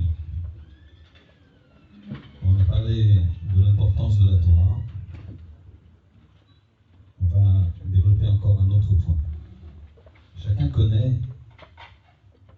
l'histoire de Yosef et ses frères. Les frères de Yosef, ils viennent en Égypte. Ils sont, entre guillemets, attrapés par Yosef, qui est déguisé en vice-roi. Ils gardent un des frères. Ils remettent l'argent de l'achat de toutes les provisions, une somme énorme. Ils le remettent dans leurs âmes. Et quand ils arrivent chez leur père, ils trouvent l'argent. Quand ils reviennent, ils ramènent l'argent. Voilà ce qu'on a trouvé. Ensuite, Yosef les invite à manger. Et puis ils repartent. Et là, il y a la fameuse coupe d'argent de Yosef qui est cachée dans l'âne de Binyamin. Tout le monde me suit? Évidemment, ils sont arrêtés. Yosef, il envoie son fils, en fait, Ménaché, le premier ministre, on va dire, le ministre de la police et de l'Intérieur. Il les bloque. Et voilà que s'engage un dialogue entre le ministre, plus influent, de l'Intérieur, de la police, que vous voulez, et les frères de Yosef. Et ils vont faire un calvachomer, un raisonnement a fortiori. Ils vont dire, si on a ramené l'argent de notre premier voyage, c'est, on va dire, des dizaines de milliers d'euros. Comment on peut voler une coupe qui vaut 5 000 euros? Ils vont lui faire un calvachomer. Alors, vous voyez, le problème, c'est que si on s'arrête là à la lecture de la Sainte Torah, on ne comprend pas bien. Malheureusement, on passe sur beaucoup de choses qu'on ne comprend pas. Là, juste, le Gaon de Mina, il va s'arrêter. Il va poser la question. Il y a quelqu'un qui ne connaît pas la Torah, quelqu'un qui est extérieur, un Égyptien, qui a d'autres valeurs. Tu lui fais un calvachomer. Imaginez si vous avez sauvé beaucoup d'argent de l'État pour une raison ou une autre, et qu'on vous prend avec un billet même petit dans la poche en flagrant délit, vous ne pouvez pas dire « je ne l'ai pas dans la poche, il y a 2 mois j'ai sauvé beaucoup d'argent, j'aurais pu garder tout, je l'ai rendu, donc je ne peux pas voler ». On lui dit « mais monsieur, vous l'avez dans la poche ». C'est quoi ce calvachomer, ce raisonnement a fortiori? Alors, écoutez bien, ça c'est extraordinaire. La puissance de la Torah. Le Gaon de Vilna nous dit, le calvachomer, il ne l'a pas fait avec l'officier de police qui était en face de lui. Il ne l'a pas fait avec lui. Il l'a fait avec Akadosh Baruch Hu. Vous savez qu'il y a 13 façons de déduire la Torah. Shoshesri, 13. Rabbi Shimon Omer, ce qu'on dit tous les matins. Et vous savez combien il y a de midat de rachamim, de bonté, de miséricorde? 13. À chaque moyen, chaque principe de déduction de la Torah, vous avez un principe de rachmanout, de bonté. C'est-à-dire quand on étudie la Torah, même tout seul, même à deux, on fait descendre de la bonté d'Akadosh Baruch Hu. C'est comme ça que Akadosh Baruch Hu a créé son monde. Alors on peut étudier, comme un rabbin a parlé au début, sur la Touma, sur un chai, sur un kili en argile. On dit qu'est-ce que ça peut me faire dans la vie? Non. On fait descendre du chesed, de la bonté. C'est ça la Torah. La Torah c'est que le chesed, c'est cool le chesed. Et c'est ça qui nous lie à Akadosh Baruch Hu parce que le monde il est chesed. D'où la Shem Kitov, qui est olam, chasdo. C'est du chesed. Pour bien se rendre compte de ça, je vais vous illustrer ça par une histoire. De la même façon qu'on ne se rend pas suffisamment compte de la puissance de la Torah, on ne se rend pas suffisamment compte des cadeaux qu'Hachem nous donne. Il y a un rabbin qui s'appelle Rav Amnon Yitzhak. Il a raconté qu'une fois, il recevait des gens, comme un rab qui reçoit pour des brachot. Et voilà que un jeune homme, trentaine d'années, arrive devant lui, s'assoit, ne dit pas un mot et fait comme ça.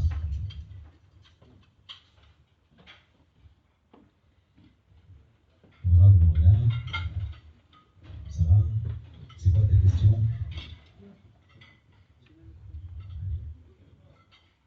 Qui se dit, wow, celui-là. Et puis au bout d'un moment, il lui dit, ah, vous vous rappelez pas? Ça se passe en Israël, c'est un Israélien qui avait fait son service, comme tous les Israéliens, et malheureusement, dans un exercice, une grenade lui a explosé dans la main. Il avait des séquelles énormes. Il était venu voir le Rav pour prendre une bracha. Et il continue à faire comme ça. Et il lui dit $1 million. Il continue, $1 million. Et là, il lui dit, Rav, j'étais venu vous voir il y a 10 ans. Regardez ma main. C'est pas une vraie main. C'est articulé. Vous en êtes même pas rendu compte. $1 million. C'est vrai, mes parents ils ont de l'argent. Ça m'a duré 10 ans. C'était très difficile. Il est parti aux États-Unis, dans d'autres pays. Mais voilà. Merci pour votre bracha. Et il est parti.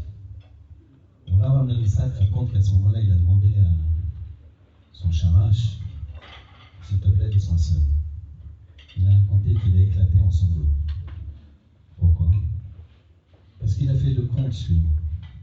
Si une main elle vaut $1 million, alors l'autre aussi.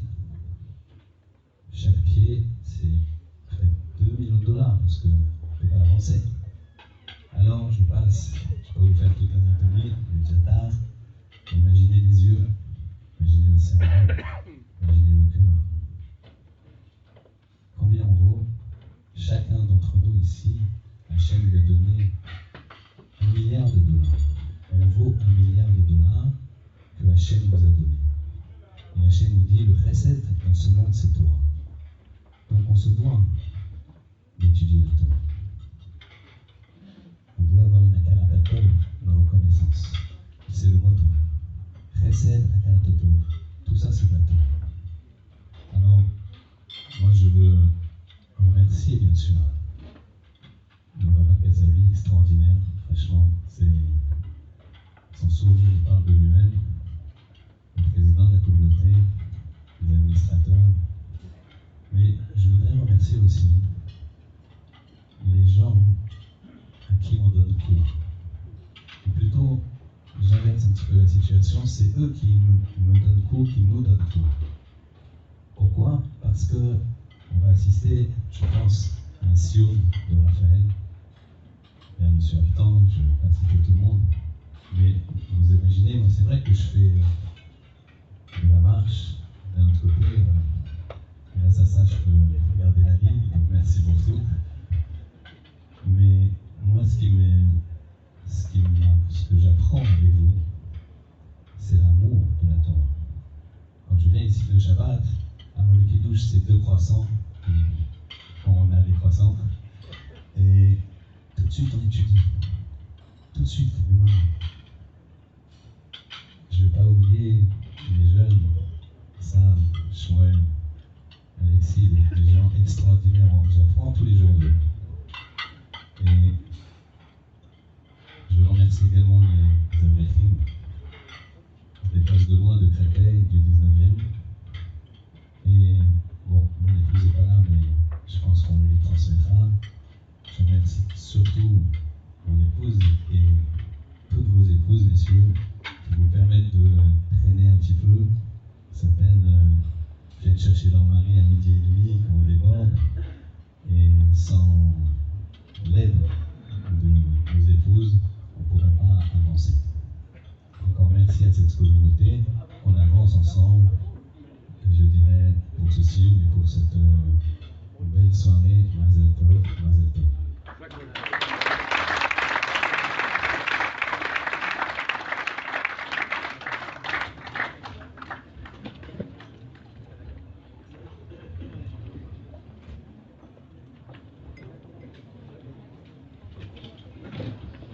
Alors vous voyez que vos tables sont presque débarrassées, c'est-à-dire que le dessert va arriver.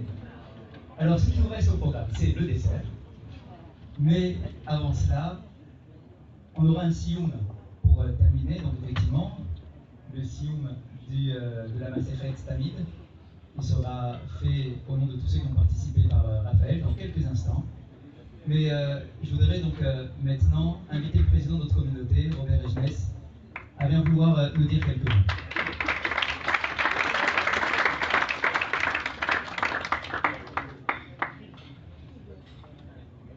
Merci beaucoup, ce n'était pas prévu. J'adore ces moments où il faut sur un pied commencer à réfléchir à ce qu'on va dire. Cette soirée est merveilleuse. Merci à tous d'y participer, merci aux Rabbanim d'avoir délivré leur message. Elle est merveilleuse parce que, comme beaucoup de choses qu'on fait, c'était un défi. On n'avait jamais tenté celui-là. On fait une soirée autour de la Torah, autour de la musique, autour de chansons, autour d'histoires, autour de ce que vous voulez. Mais autour de l'étude, il fallait oser. Et le rabbin l'a dit tout à l'heure, quand on a commencé, ça démarrait très doucement. Alors, il y avait un fil WhatsApp avec Raphaël. Raphaël était le plus inquiet de tous. Il s'est inscrit le premier. Voilà Kavod. Alors, le soir, je dis, on a un inscrit. Le lendemain matin, je dis, il y a toujours un inscrit. Et puis, il y en a eu 2, 3, 4, 5, 6. On monte à 20. Raphaël, il dit, vous ne croyez pas qu'on annule? Et à ce moment-là, non. Et surtout, on n'annule pas. Quand on est parti dans quelque chose, on n'annule pas, on y va. On va jusqu'au bout parce qu'on connaît notre communauté. Elle est exceptionnelle, mais elle démarre au dernier moment.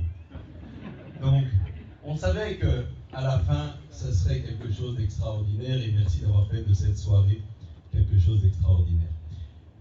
Le secret de ça, je l'ai reçu un jour de Rav Aviner. Il était dans la synagogue et j'ai eu le mérite de le ramener à l'aéroport. En le ramenant à l'aéroport, il me dit, vous êtes Ashkenaz? Je dis oui. Il me dit, vous connaissez la tfila qu'on fait pour le Kahal avant Moussaf? Je dis oui. Il me dit, on parle du Zchut Avot, de tous les dirigeants communautaires. Il me dit, vous savez ce que c'est le Zchut Avot? Je dis, ouais, a priori. Il dit, il y a plusieurs lectures. Zchut Avot, ça peut être Abraham, Yitzhak et Yaakov. Donc c'est grâce au mérite d'Abraham, Yitzhak et Yaakov qu'on peut faire ce qu'on fait. Il dit, mais c'est pas ça. Il dit, Zchut Avot, les dirigeants de communauté peuvent se dire, c'est grâce au Zchut de leur Avot, de leurs parents, grands-parents, de leur lignée, qui peuvent faire tout ça. Il dit, c'est pas ça non. Il m'a dit, le Zchut Avot, et j'ai jamais oublié cet enseignement, c'est le Zchut des Avot de tous les membres de la communauté. Ceux qui donnent la force aux dirigeants de la communauté, c'est le Zchut de tous les Avot, de tous les membres de la communauté. Je trouve que cet enseignement est très beau. Il est très beau parce qu'effectivement, il montre d'où vient la force d'une communauté. Elle vient de chacun de ses membres, elle vient de tout le monde. Des jeunes aux moins jeunes, Ashkenaz, Sepharad, il n'y a pas de différence, et vous le savez combien c'est important pour notre communauté de ne pas faire de différence entre les gens, d'accueillir chacun pour ce qu'il est au moment où il arrive. Et je crois que c'est ça qui est important, de voir en chacun le mérite qu'il transporte, le mérite de ses avots, le mérite qu'il amène dans la communauté. Et bien ce soir, c'est ce qu'on a vu. C'est ce qu'on a vu, notre communauté, elle tient sur ses mérites. Et ces mérites, effectivement, comme le rabbin l'a dit en commençant la soirée, on a de très belles tfilotes. J'étais ce Shabbat, j'ai eu le mérite d'assister à une bar mitzvah à CJBB Sud, et j'ai vu la chaleur, la joie qu'il y avait dans cette communauté, qui est notre communauté, mais qui est une partie différente avec un autre voir. Il y a autre chose, c'est pas la même chose, c'est quelque chose de différent. En tout cas, c'est très beau, c'est comme ici, c'est très beau, là-bas c'est très beau, au Beit Rabat c'est très beau. Et on a la chance dans cette communauté d'avoir différents lieux de prière.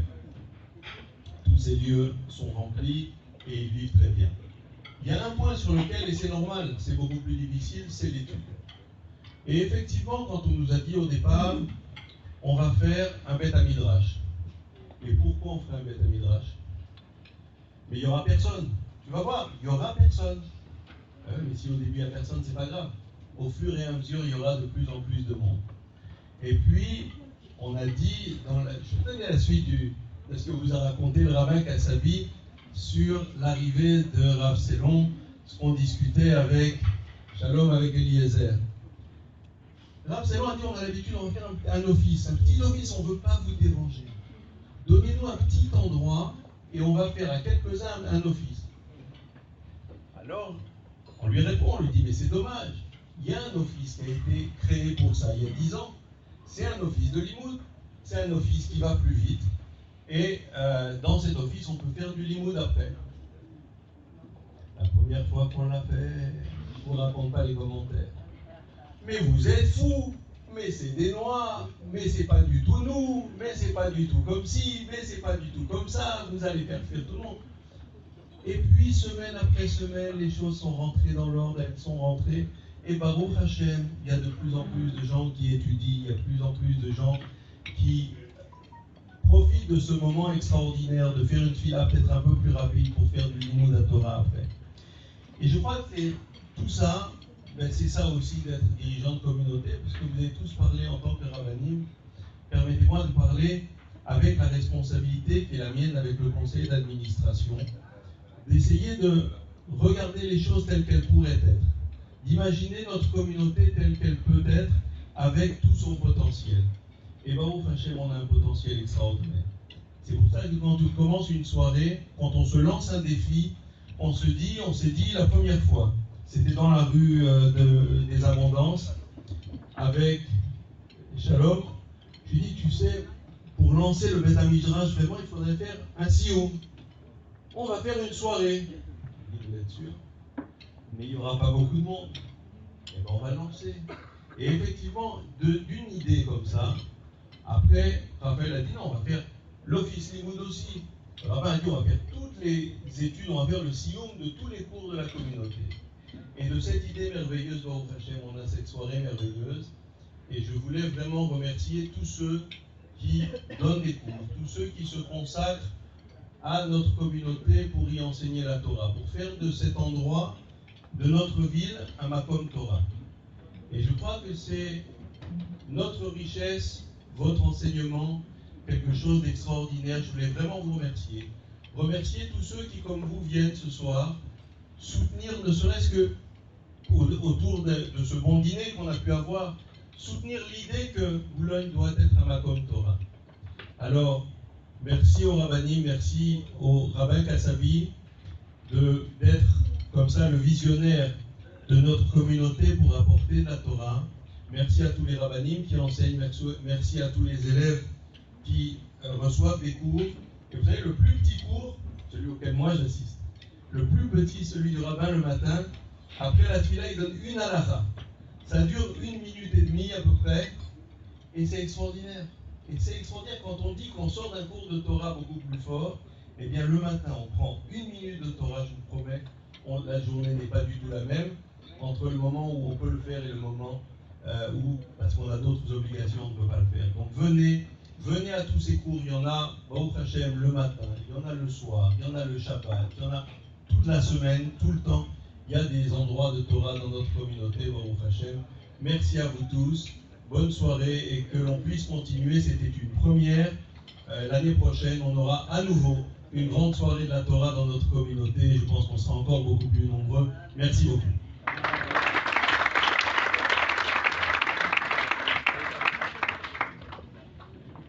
Et donc voilà, comme annoncé au début, nous allons finir par un sioum. Une macérette qui a été étudiée le Shabbat matin avec le Rav Selon, avec nos fidèles. Et Baruch Hashem, vous voyez, petit à petit, tout arrive. Un premier sioum, c'est un goût exceptionnel, je peux vous le garantir et le conseiller à chacun d'entre vous. Et donc c'est Raphaël, et je voudrais profiter avant de lui donner le micro, qu'on puisse tous applaudir Raphaël très très fort, s'il vous plaît. Pour son investissement dans cette soirée, pour nous aider, pour nous pousser aussi, avec son angoisse et avec ses encouragements. En tout cas, Khazak ou Baruch, merci beaucoup Raphaël, et Khazak pour le signe de nous inviter à faire. Merci. L'angoisse, en fait, c'était pas le nombre de personnes, c'était le sioum. Alors, il y a un enseignement que j'ai entendu ou lu, je ne sais pas s'il est vrai, mais qui m'a beaucoup angoissé il y a plusieurs années déjà.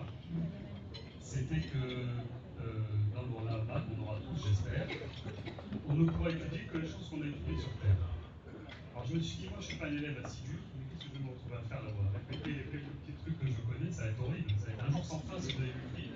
Si on ne connaît pas grand-chose, alors j'ai été voir le Rav Kaiser, qui est parti maintenant, et je lui ai donné comme cahier des charges, je lui ai dit, écoute, j'aimerais bien dans ma vie faire un sioux.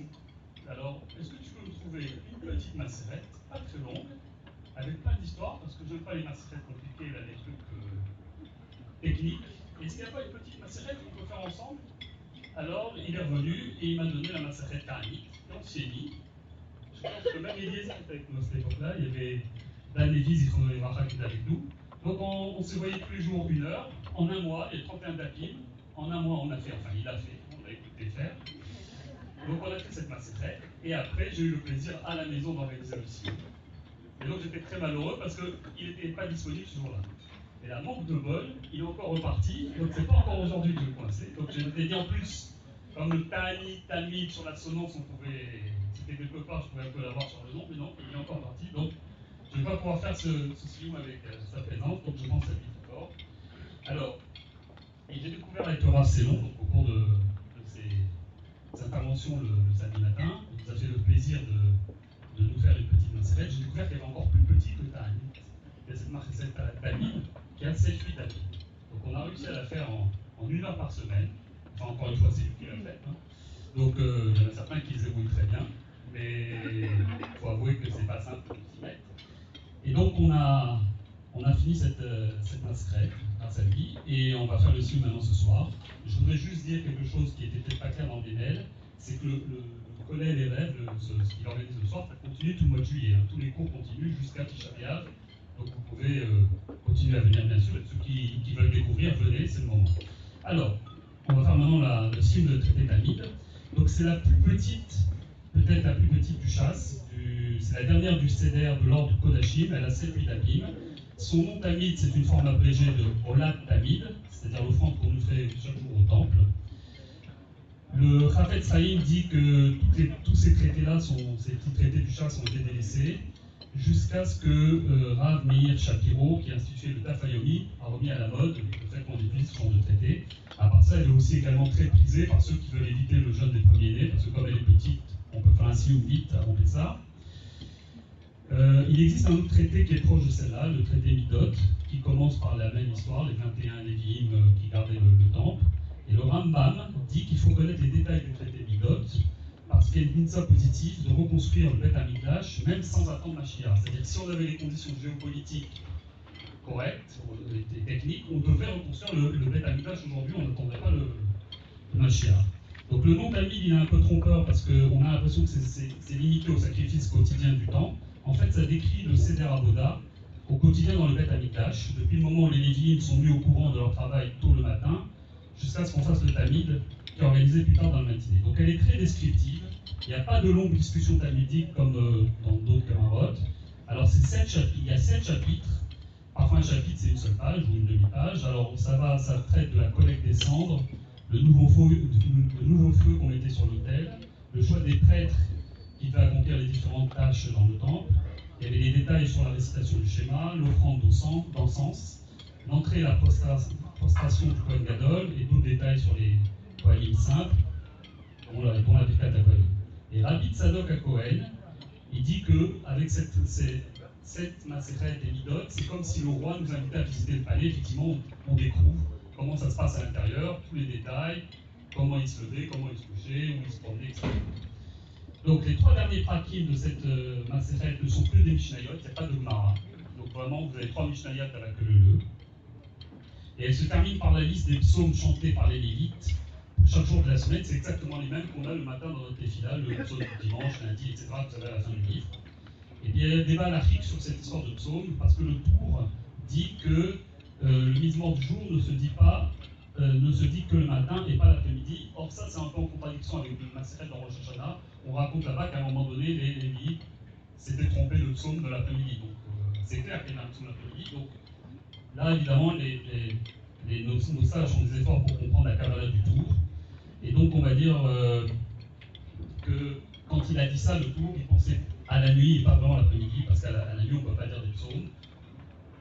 Ou bien le Khatam Sofer dit qu'Autour a voulu dire qu'on n'avait pas deux fois le même mismor dans la journée, mais qu'on ne sait plus aujourd'hui, c'était au choix de l'élite, ce deuxième mismor. Donc, en tous les cas, nous, les Maasé, d'une communauté à l'autre, ça change, on n'a pas exactement les mêmes mismorim. En tous les cas, nous, on fait que le matin, il se fait. Alors, maintenant, à propos du sioum lui-même, il y en a qui ont posé la question, est-ce que c'est possible de faire un sioum sur une macérette comme celle-là, qui n'a pas 100% de Gemara? Là aussi, on a des grands sages qui répondent que oui, le Maharsha, le Shtapeler dit on dit qu'il n'y a pas de problème. Donc là aussi, il y a une surprise quand on ouvre cette Gemara, c'est qu'à la place du classique Rachid, Tosfot qu'on a autour de la Gemara, ici, ils n'apparaissent pas. On a un Pérouche à Roche, on a un Pérouche à Rahavat, c'est pas le Rahavat de Postier, l'opposant régulier du Rambam, c'est le nom, mais c'est pas le même, et on a un Pérouche de Rabbeinu Gershom. Alors, il n'y a pas de Mara sur la dernière Mishnah, comme je l'ai dit. Alors, à la place, j'ai essayé de vous donner des petits commentaires qu'on connaît de Rachid du Chumash, ou bien de la Gemara Rosh Hashanah et du Torah. Donc, je lis et je donne au fur et à mesure les commentaires. Donc, Asher Sheayu Alivinu Omrim Al-Mikdash, Beyom Arishon, Ayu Omrim, La Hashem Aretz Umlora, Tevel Beyosh Leva. Alors, ça, le premier jour, ce psaume-là, la question est posée dans Rosh Hashanah, pourquoi on dit ce Mizmor? Alors il explique que ce Mizmor, il parle de l'unicité d'Akadosh Baruch Hu dans le monde, il a tout créé, il possède tout, au fur et à mesure il va matérialiser cette possession, et il a cédé aux hommes. Alors il y a un deuxième niveau de lecture, c'est celui du Gra. Le Gra va dire qu'en fait, il y a derrière chaque jour de la création un millénaire. Et il dit qu'en fait, durant le premier millénaire, la terre est entière jusqu'arrive le Malkoul, et tout va être déréglé. C'est la raison du choix de ce psaume. Hacheni ayu omrim, Gadol Hashem umloral, Meod Behir Eloheinu Ar Kodsho. Même question, pourquoi on dirait ce psaume le deuxième jour? Alors le deuxième jour, on sait qu'Akadosh Baruch Hu a séparé les choses, il a séparé le firmament en deux. Et de même sur la terre, il a séparé le Harabaït du reste de la terre. Le Gra, de son côté, va dire que durant le deuxième millénaire, c'est l'histoire d'Abraham, on y apprend le choix du Harabaït. Et ça va être le futur lieu du Beth Amikdash. Vashlishi ayu omrim, Elohim natzav ba'adak et bekerev Elohim ishpot. Pourquoi ce psaume le troisième jour? Il a séparé la terre ferme des mers et il se tient sur la terre ferme. Alors la Kadosh Baruch Hu, bien sûr. Le thème principal de ce psaume, c'est la justice et l'équité. Et s'il y a une absence de justice et d'équité, alors on en retourne au Maboul. Le Gra va expliquer que c'est durant ce troisième millénaire qu'on a reçu la Torah, c'est le Mahamad Arsinaï, le Matan Torah, les pays Israël ont reçu la Torah. Aridi Yayu Omrim, El Nekamot Hashem, El Nekamot Ophia, on parle de Hashem, le Dieu de vengeance, car depuis le quatrième jour, depuis qu'il a créé le soleil, les luminaires, la terre, l'homme, malheureusement, l'a servi, ils sont devenus idolâtres. C'est pour ça qu'Akadosh Baruch Hu, en conséquence, est un Dieu vengeur par rapport à l'idolâtrie. Et on dit que le premier temple a été détruit un dimanche et que les Lévites ce jour-là se sont trompés, ils n'ont pas fait le psaume du Yom Rishon, ils ont fait le psaume du Yom Lévi qui parle justement de l'idolâtrie. Une des raisons pour laquelle on dit que le premier temple a été détruit. Le Gaon de Vilna dit qu'au quatrième millénaire, Dieu de vengeance, c'est le millénaire durant lequel ont été détruits les deux temples. Par Hamishi Ayom Omrim, Arminu l'Elohim, Uzenu Arminu l'Elohe Yaakov. Alors, c'est le jour où a été créé la myriade de poissons et d'oiseaux. Alors, naturellement, l'homme, quand il voit tout ça, il est porté à la louange d'Akadosh Baruch Hu et à sa grandeur dans sa création. Là, c'est un millénaire durant lequel on n'a plus les temples, donc on ne peut plus que louer Hachem grâce à la Shira. La Shishi Ayu Omrim, Hachem Melech Yout Lavesh, etc. Pourquoi ce psaume le sixième jour? C'est le jour de la création de l'homme et Hachem l'a revêtu de grandeur. Donc c'est notre millénaire à nous, et qui s'achèvera bientôt avec la reconnaissance d'Hachem par les nations. Shabbat ayu omrim, mizmor shir liyom Shabbat, mizmor shir le'atid lavo liyom shekulo Shabbat, u'nucha la lechaye haolamim. Donc le psaume du 7 jour, ça fait référence au temps futur où la terre et toute la création s'arrêteront. Et dans le 7e millénaire, d'après le Zohar, il n'y aura plus d'activité ni physique ni humaine. Ça sera un monde qui sera 100% spirituel. Donc voilà pour la fin de la Mishnah, quelques explications, et la fin donc, de cette Masechet. Maintenant, nous allons lire le Kaddish spécial, avec les parties qui vont avant.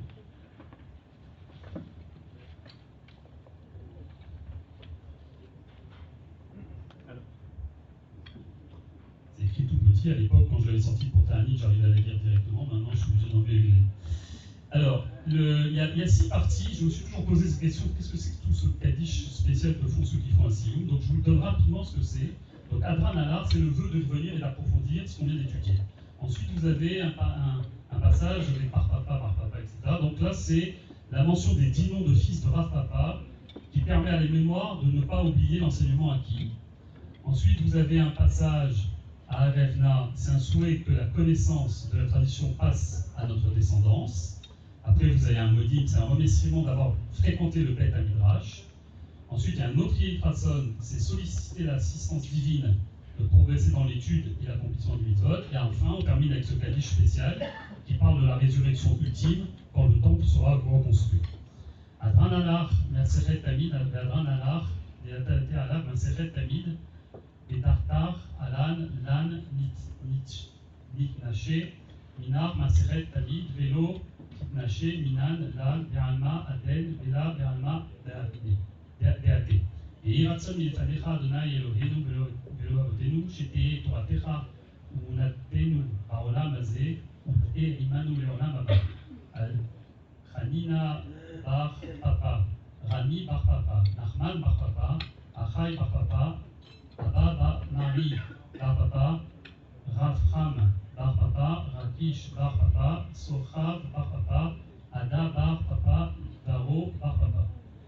Arevna Adonai Eloheinu et divrei Toratecha befinu ufiyot amecha bet Israël et nié kulanu anachnu b'tzeitzaynu b'tzeitzay amecha bet Israël kulanu yodrei shemecha velomdei Toratecha meohavei techakemeni mitzvotecha ki leolam I li yehi libi tamim bechukecha lemahan lo evosh leolam lo eshkach pikudecha kivam chitani ברוך אתה אדוני, למדני חוקיך, אמן, אמן, אמן, סלע ואל.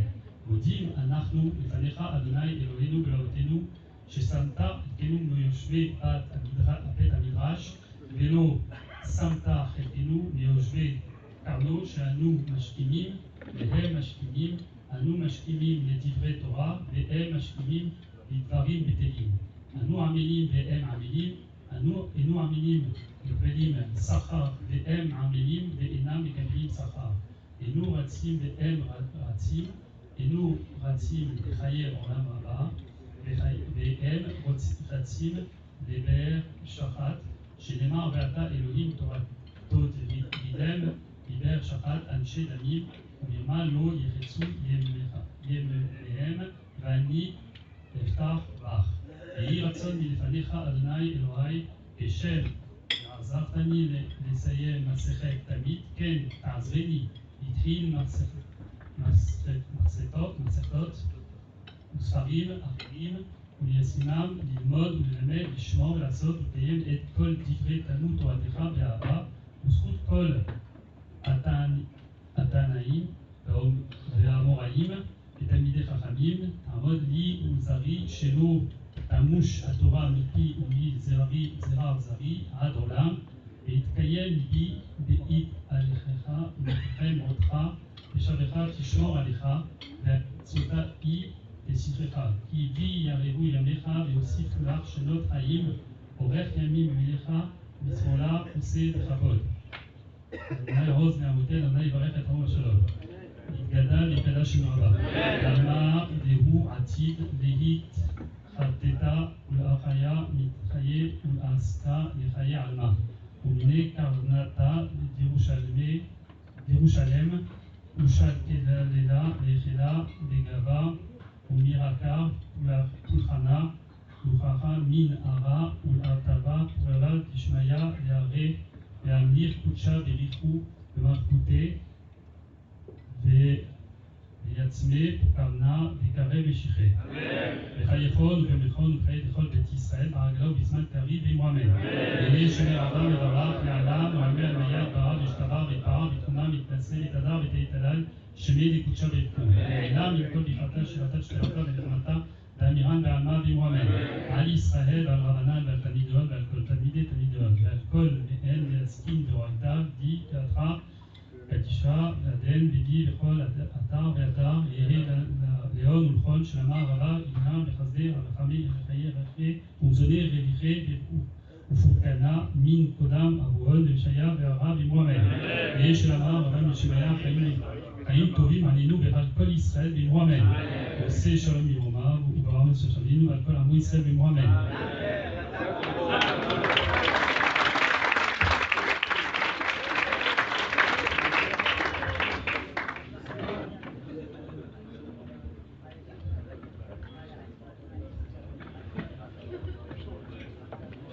Et voilà maintenant, arrivé à la fin de notre soirée, je voudrais vraiment tous vous remercier très profondément pour votre participation ce soir. Merci à tous les rabbinim que l'on peut applaudir à nouveau.